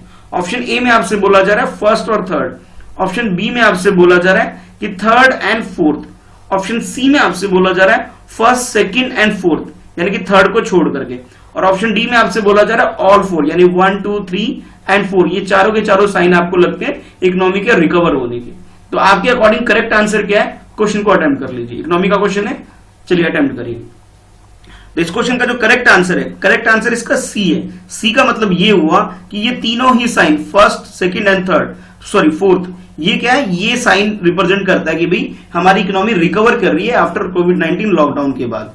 और इसमें जो थर्ड स्टेटमेंट जो आपको ये वाला दिया हुआ है, जिसके अंदर आपसे ये बोला है डिक्रीज इन पेट्रोलियम कंजम्पशन, भी पेट्रोलियम कंजम्पशन अगर डिक्रीज होगी इट मींस हमारी जो ट्रांसपोर्टेशन है वो कम हो गया करना काम, मशीनरी वगैरह काम नहीं कर रही है, इसका मतलब ये होता है। बल्कि अगर ऐसा होता, इंक्रीज होता पेट्रोलियम प्रोडक्ट का कंजम्पशन, तब हमें लगता है कि इकोनॉमी अभी एक्टिव मोड में है। यानी कि थर्ड को छोड़ करके बाकी जितने भी स्टेटमेंट है ये सारे स्टेटमेंट करेक्ट हैं अगर हम बात करें कि इकोनॉमी के रिकवर होने की बात करें। ठीक है, तो अभी क्या है कि सीसीआई, ठीक है, करेक्ट आंसर तो आपका सी हो गया, यानी कि first, second and fourth statement correct है। अभी जो हमारी कंट्री में सीसीआई का मतलब ये है कि कन्फेडरेशन ऑफ इंडियन इंडस्ट्रीज, इनके अकॉर्डिंग एक स्टेटमेंट ये आया है कि हमारी कंट्री कोविड-19 लॉकडाउन के बाद वी शेप में रिकवर हो रही है, यानी कि जैसे लॉकडाउन हुआ था इकोनॉमी डाउन गई थी, अब ये दोबारा इंक्रीज हो रही है, यानी ऊपर की तरफ आ रही है, रिकवर कर रही है। और ये कैसे हमें प्रिडिक्ट कर पा रही है सीसीआई, ये प्रिडिक्ट कर पा रही है कि रेलवे का जो फ्राइट ट्रैफिक है वो इंक्रीज हो रहा है, ठीक है, जीएसटी का कलेक्शन वो इंक्रीज हो गया है, उसके बाद पेट्रोलियम कंजम्पशन ये इंक्रीज हो गया है भाई, ठीक है, और पावर डिमांड जो है यानी इलेक्ट्रिसिटी का जो डिमांड है, ठीक है, वो भी अपने पीक पर है। तो ये सारे सिंबल जो आपको जो दिख रहे हैं ये हमारे इकोनॉमी को रिकवर होने के सिंबल्स है। ठीक है, अच्छा, उसके बाद जो आपसे बोला गया कि पेट्रोल प्रोडक्ट जो डाउन जा रहा है, ये स्टेटमेंट को छोड़कर बाकी सारे स्टेटमेंट करेक्ट है। ठीक है, तो करेक्ट आंसर हमारा सी हो जाएगा। और एक बात और, हमारे जो एग्रीकल्चरल फील्ड में भी बड़ा फायदा हो रहा है हमें, और हमारे जो हार्वेस्ट है बिल्कुल बम्पर हार्वेस्ट हमारे इंक्रीज हो रहे हैं, और ये किसकी वजह से, मानसून की वजह से। ठीक है, चलिए देखते हैं नेक्स्ट क्वेश्चन। नेक्स्ट क्वेश्चन में आपसे पूछा जा रहा है with reference to the tiger census report 2018 consider the following statement, यानी कि टाइगर सेंसस जो हमारी कंट्री में होता है उसके रिगार्डिंग में ये क्वेश्चन है, और आपसे 2018 के सेंसस टाइगर सेंसस के से रिलेटेड यहाँ पे कुछ स्टेटमेंट दे दिया गया है। ये फर्स्ट स्टेटमेंट है और ये सेकंड स्टेटमेंट है। आपको ये बताना है कि which of the statement given above are correct. तो करेक्ट स्टेटमेंट क्या है ये आपने बताना है। फर्स्ट स्टेटमेंट में बोला जा रहा है Madhya Pradesh has the highest number of tiger, यानी एमपी मध्य प्रदेश की बात की जा रही है कि यहां पे सबसे ज्यादा टाइगर पॉपुलेशन है। अच्छा, सेकंड स्टेटमेंट में आपसे बोला जा रहा है there has been decline in the tiger population in Chhattisgarh, यानी कि एमपी का जो पड़ोसी स्टेट है छत्तीसगढ़, इसमें यह बोला जा रहा है कि टाइगर की जो पॉपुलेशन है वो डाउन हो रही है। ये दो स्टेटमेंट आपको दे दिए गए हैं। अब आपको यह बताना है कि करेक्ट आंसर इसका क्या है। ऑप्शन ए में बोला जा रहा है फर्स्ट स्टेटमेंट करेक्ट है, बी में बोला जा रहा है सेकंड स्टेटमेंट करेक्ट है, सी में आपसे बोला जा रहा है बोथ 1 2 यानी कि दोनों स्टेटमेंट करेक्ट है, और डी में आपसे बोला जा रहा है नाइदर 1 नॉर 2, ये थोड़ा टाइपिंग एरर है, नॉट 2, यानी कि इन दोनों में से कोई सा स्टेटमेंट करेक्ट नहीं है। तो आपके अकॉर्डिंग करेक्ट स्टेटमेंट क्या है ये बताना है आपको। ठीक है, चलिए क्वेश्चन को अटेम्प्ट कर लीजिए। यहां भी आप थोड़ा चेंज कर लीजिएगा, ना 1 और लिखोगे ना 2। ठीक है, तो अब बताइए करेक्ट आंसर आपका क्या है इस क्वेश्चन का। तो इस क्वेश्चन का जो करेक्ट आंसर है वो है सी। सी का मतलब ये दोनों ही स्टेटमेंट बिल्कुल करेक्ट है, यानी कि आप ये बोल सकते हो कि एमपी के अंदर यानी मध्य प्रदेश में टाइगर पॉपुलेशन काफी हाई लेवल पे है और सबसे ज्यादा है हमारी कंट्री में। यहां पे जो रिकॉर्ड की गई है वो 526 पॉपुलेशन है अकॉर्डिंग टू टाइगर सेंसस 2018। उसके बाद कर्नाटका का नंबर आता है जहां पे 524 टाइगर है, और उसके बाद उत्तराखंड का आता है, और उत्तराखंड में जो नंबर ऑफ पॉपुलेशन इसकी अगर हम बात करें टाइगर की तो वो है 442। ये तो बात उन स्टेट की होगी जहां पे टाइगर पॉपुलेशन सबसे ज्यादा है। अब बात करते हैं जहां टाइगर पॉपुलेशन डाउन हुई है, जहां कम हुई है, जिसके अंदर सबसे वर्स्ट परफॉर्मिंग स्टेट जो है वो छत्तीसगढ़ है, उसके बाद झारखंड और नेक्स्ट है उड़ीसा। यानी कि ये 3 ऐसे स्टेट है जो टॉप जो कर रही है बॉटम से कर रही है, नीचे से टॉप कर रही है। यानी कि सबसे कम टाइगर पॉपुलेशन हमारी कंट्री में छत्तीसगढ़ में है, उसके बाद झारखंड और झारखंड के बाद उड़ीसा के अंदर। अच्छा, तो इस हिसाब से आपका ये हो गया जो करेक्ट स्टेटमेंट हमारा सी हो गया। ठीक है, और इसके अलावा आप ये कुछ और भी चीजें याद रख सकते हैं, जैसे कुछ बेसिक फैक्ट जहां पे आपको बिल्कुल ध्यान में रखना है, कुछ और भी चीजें कि इस सेंसस के अंदर कुछ डाटा और भी सामने आया है। वो ये आया है कि आउट ऑफ 50 टाइगर रिजर्व, यानी कि हमारी कंट्री के अंदर जो 50 टाइगर रिजर्व्स हैं उसमें ये देखा गया है कि भी मिजोरम के अंदर दंपा टाइगर रिजर्व, बंगाल के अंदर बक्सा टाइगर रिजर्व, और इसके अलावा झारखंड के अंदर पलामू टाइगर रिजर्व, ये 3 ऐसे टाइगर रिजर्व है हमारी कंट्री के अंदर जहां आज की डेट में एक भी टाइगर प्रेजेंट नहीं है, यानी कि सारे टाइगर खत्म हो चुके हैं। ये हमारे लिए बड़े कंसर्न की बात हमारे लिए हो गई है। ठीक है, तो करेक्ट आंसर हमारा सी हो गया। चलिए देखते हैं नेक्स्ट क्वेश्चन को। अच्छा, आपको ये बताना है कि ये क्वेश्चन आपके लिए ये रहेगा, ये बताना है कि टाइगर की जो पॉपुलेशन का जो सेंसस होता है ये कब कब होता है, यानी कि कितने टाइम के गैप के बाद ये सेंसस कंडक्ट किया जाता है और कौन करवाती है इसका सेंसस, ये आपको बताना है। ठीक है, चलिए देखते हैं नेक्स्ट क्वेश्चन, और हाँ नीचे कमेंट करके जरूर बताइएगा। नेक्स्ट क्वेश्चन आपके लिए ये है, कंसीडर द फॉलोइंग स्टेटमेंट। यहां आपके पास ये हेल्थ से रिलेटेड एक क्वेश्चन बन जाता है आपके लिए। फर्स्ट स्टेटमेंट ये है, सेकंड स्टेटमेंट ये है, जिसमें ये पूछा जा रहा है hepatitis is also caused due to the antibodies produce in human body, यानी कि हमारी बॉडी के अंदर जो एंटीबॉडीज होती है, जो प्रोड्यूस होती है, उसकी वजह से भी हेपेटाइटिस बीमारी हमारे अंदर होती है, ह्यूमन बॉडीज के अंदर फैलती है। सेकंड स्टेटमेंट में बोला जा रहा है India has been declare free from the hepatitis B, यानी हेपेटाइटिस बी जो एक डिसीज है हमारी कंट्री को 2018 में फ्री डिक्लेयर कर दिया गया है इस बीमारी से। ये 2 स्टेटमेंट है। अब आपको ये बताना है कि करेक्ट स्टेटमेंट क्या है। ऑप्शन ए में आपसे बोला जा रहा है कि फर्स्ट स्टेटमेंट करेक्ट है, बी में आपसे बोला जा रहा है सेकंड स्टेटमेंट करेक्ट है, सी में आपसे बोला जा रहा है बोथ फर्स्ट एंड सेकंड दोनों स्टेटमेंट करेक्ट है, और डी में आपसे बोला जा रहा है नाइदर 1 नॉर 2। इट मींस ये दोनों ही स्टेटमेंट क्या है, गलत है। तो आपके अकॉर्डिंग करेक्ट स्टेटमेंट क्या है, चलिए क्वेश्चन को अटेम्प्ट करिए। एक बात तो क्लियर हो गई होगी कि हमारी कंट्री में हेल्थ का इतना अच्छा इंफ्रास्ट्रक्चर तो है नहीं, तो अब ये जो सेकंड स्टेटमेंट है ये तो आप ऐसे तुक्का मार के भी सही बोल सकते हैं सर ये सेकंड स्टेटमेंट तो गलत है। यानी कि ये जो बोला गया ना आपको 2018 में हमारी कंट्री हेपेटाइटिस बी डिसीज से फ्री डिक्लेयर कर दी गई है 2018 में, ये बात बिल्कुल गलत है। ये तो आप लोग क्लियरली गैस कर सकते हैं कि हेपेटाइटिस बी के बहुत ज्यादा केस हमारी कंट्री के अंदर है। तो फ्री किसको डिक्लेयर किया है उसको जान लेते हैं। यानी कि आप ये समझ गए होंगे सेकंड स्टेटमेंट गलत है और ऑटोमेटिकली फर्स्ट स्टेटमेंट हमारा करेक्ट है, क्योंकि इसके अंदर जो आपसे बोला गया कि भी हेपेटाइटिस जो डिसीज है ये हमारी बॉडी के अंदर जो एंटीबॉडीज है उसकी वजह से होती है। वो कैसे होती है, वो इरिटेशन और स्वेलिंग की वजह से, इरिटेशन और स्वेलिंग की वजह से हमारी बॉडी के अंदर जो लीवर सेल में प्रॉब्लम क्रिएट होती है, जिसकी वजह से आप कह सकते हो ये हेपेटाइटिस हमारी बॉडी में फैल जाता है और हमें ये डिजीज हो जाती है। ठीक है, अच्छा उसके बाद बात करते हैं सेकंड स्टेटमेंट की। तो सेकंड स्टेटमेंट में जैसे आपको बोला गया कि हमारी कंट्री को 2018 में हेपेटाइटिस बी डिसीज से फ्री डिक्लेयर कर दिया गया है WHO के द्वारा, एक तरह से बोले ये बिल्कुल गलत है। बल्कि स्टेटमेंट ये होना चाहिए था कि भाई हमारी कंट्री नहीं बल्कि हमारे जो नेबर कंट्रीज है, जिसके अंदर बांग्लादेश, भूटान, नेपाल और थाईलैंड, यानी कि छोटी छोटी कंट्री हैं, ये 4 ऐसी कंट्री है एशिया के अंदर जिसे WHO ने हेपेटाइटिस जो डिसीज है हेपेटाइटिस बी से इसे फ्री डिक्लेयर कर दिया गया। और 2016 में ये टारगेट रखा गया है, 16 में ये टारगेट रखा था कि भी 2030 आते आते, कब तक 2030 आते आते हम लोग क्या करेंगे, वर्ल्ड लेवल पर हेपेटाइटिस बी को इलिमिनेट कर देंगे प्रॉपरली। ये WHO का टारगेट रखा गया है, जिसकी वजह से भी आपने कई सारे टीवी वगैरह पे ऐड देखते होंगे ये हेपेटाइटिस बी से कैसे अपने आप को प्रोटेक्ट करें, डायबिटीज वगैरह ये सब जो बीमारी होती है इससे कैसे बचें। तो करेक्ट आंसर हमारा क्या हो गया, ऑप्शन ए, यानी फर्स्ट स्टेटमेंट करेक्ट है, सेकंड स्टेटमेंट गलत है। ये तो बहुत नॉर्मल क्वेश्चन है जिसको अक्सर आपसे पूछा जाएगा, यानी कि जो भी कुछ कई बार अवेयरनेस ऐड आते हैं आपके पास, उसको आपको पूरा देखना है, क्योंकि उससे भी काफी कुछ आपको सीखने को मिल सकता है और ऐसे क्वेश्चन भी आपसे पूछे जाते हैं। अब देखते हैं नेक्स्ट क्वेश्चन। अच्छा, एक बात और कहूंगा, अगर आप वीडियो अभी भी लाइक नहीं किए आपने तो वीडियो जरूर लाइक कीजिएगा, जिससे मुझे मोटिवेशन मिलता है ताकि मैं आपके लिए अच्छे कंटेंट तैयार कर सकूं। नेक्स्ट क्वेश्चन में आपसे पूछा जा रहा है, with reference to the foreign direct investment, जिसे शॉर्ट में FDI बोला जाता है, इसके रिगार्डिंग में आपको बोला जा रहा है consider the following statement. In statement को आपको ध्यान में रख दे, FDI के बारे में ये क्वेश्चन अटेम्प्ट करना है। इसमें बोला जा रहा है which of the statement given above are correct. तो करेक्ट स्टेटमेंट क्या है ये बताना है। तो फर्स्ट स्टेटमेंट में बोला जा रहा है FDI does not provide the investors with control over the business, यानी कि FDI इन्वेस्टर को बिजनेस के ऊपर कंट्रोल करने का राइट प्रोवाइड नहीं करता है, ये बोला जा रहा है फर्स्ट स्टेटमेंट के अंदर।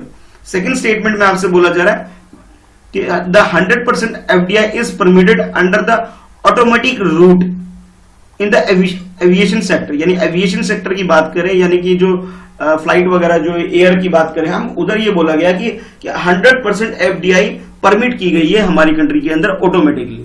ये 2 स्टेटमेंट आपको दे दिए गए।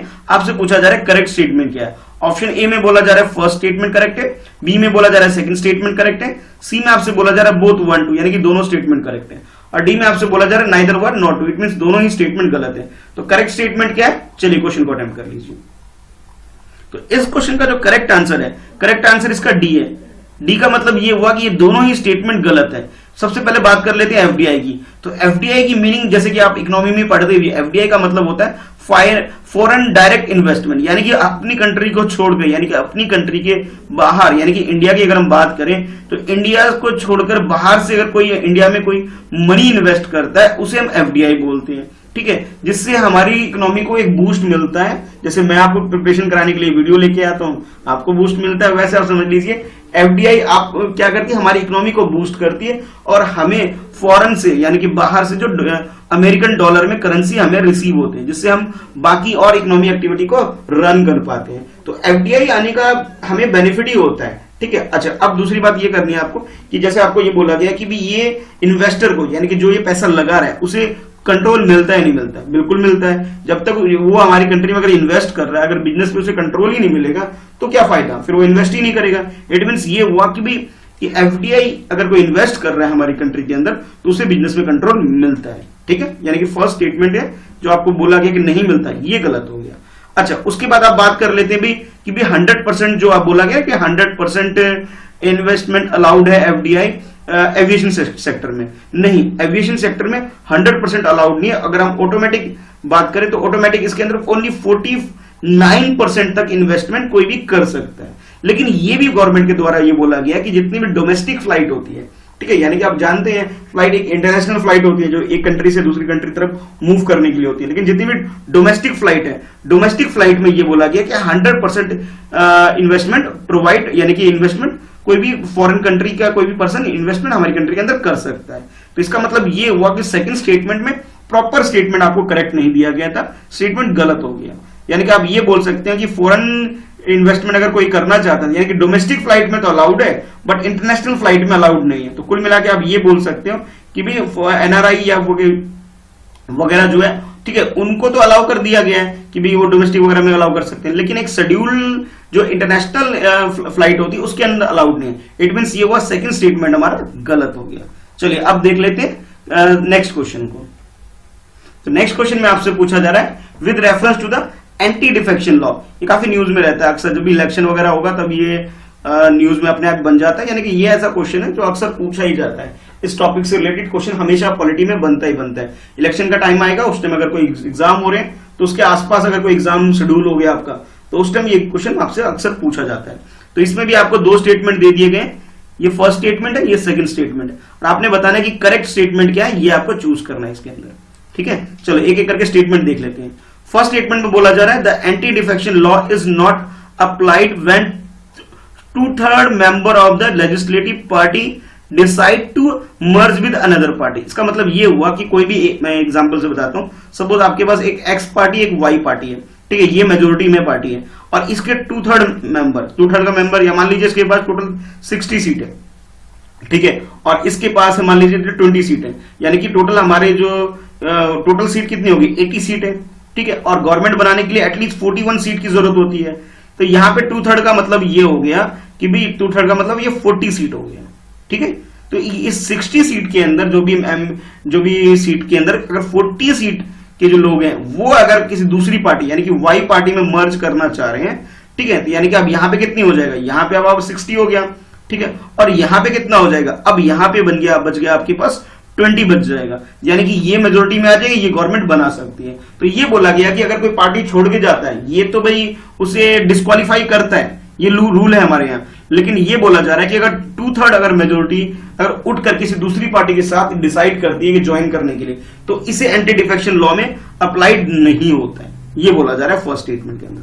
सेकंड स्टेटमेंट में आपसे ये बोला जा रहा है कि द वाइस प्रेसिडेंट जो होता है हमारी कंट्री, यानी vice president is the final authority to decide question of disqualification of the member of the upper house. Upper house यानी कि किसकी बात की जा रही है, राज्यसभा की बात की जा रही है।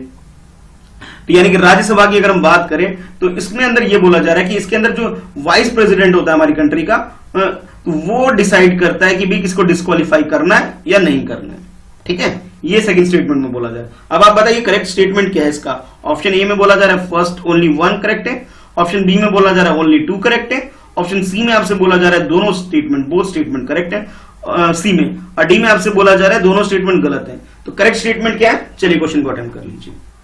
तो इस क्वेश्चन का जो करेक्ट आंसर है सी है। सी का मतलब ये हुआ कि दोनों ही स्टेटमेंट करेक्ट है। जो मैंने आपको एग्जांपल दिया था कि एक्स और वाई दो पार्टी है, और एक्स से अगर कोई क्या नाम है 2/3 मेंबर अगर दूसरी पार्टी में जाके मर्ज करते हैं, तो ये अब जब 2003 में जब ये एक्ट आया था, मेजर अमेंडमेंट किया गया था, यानी कि आप ये बोल सकते हैं हमारी कॉन्स्टिट्यूशन के अंदर 91 कॉन्स्टिट्यूशन अमेंडमेंट जब हुआ 2003 में, तब इसे एंटी डिफेक्शन लॉ में थोड़ा बहुत चेंजेस ये कर दिया गया कि अगर 2/3 के अगर पार्टी के जो मेंबर हैं वो दूसरी पार्टी में मर्ज करना चाह रहे हैं तो उसे अलाउड कर दिया जाएगा, और इसे डिस्क्वालिफिकेशन ग्राउंड इसका नहीं बनाया जाएगा।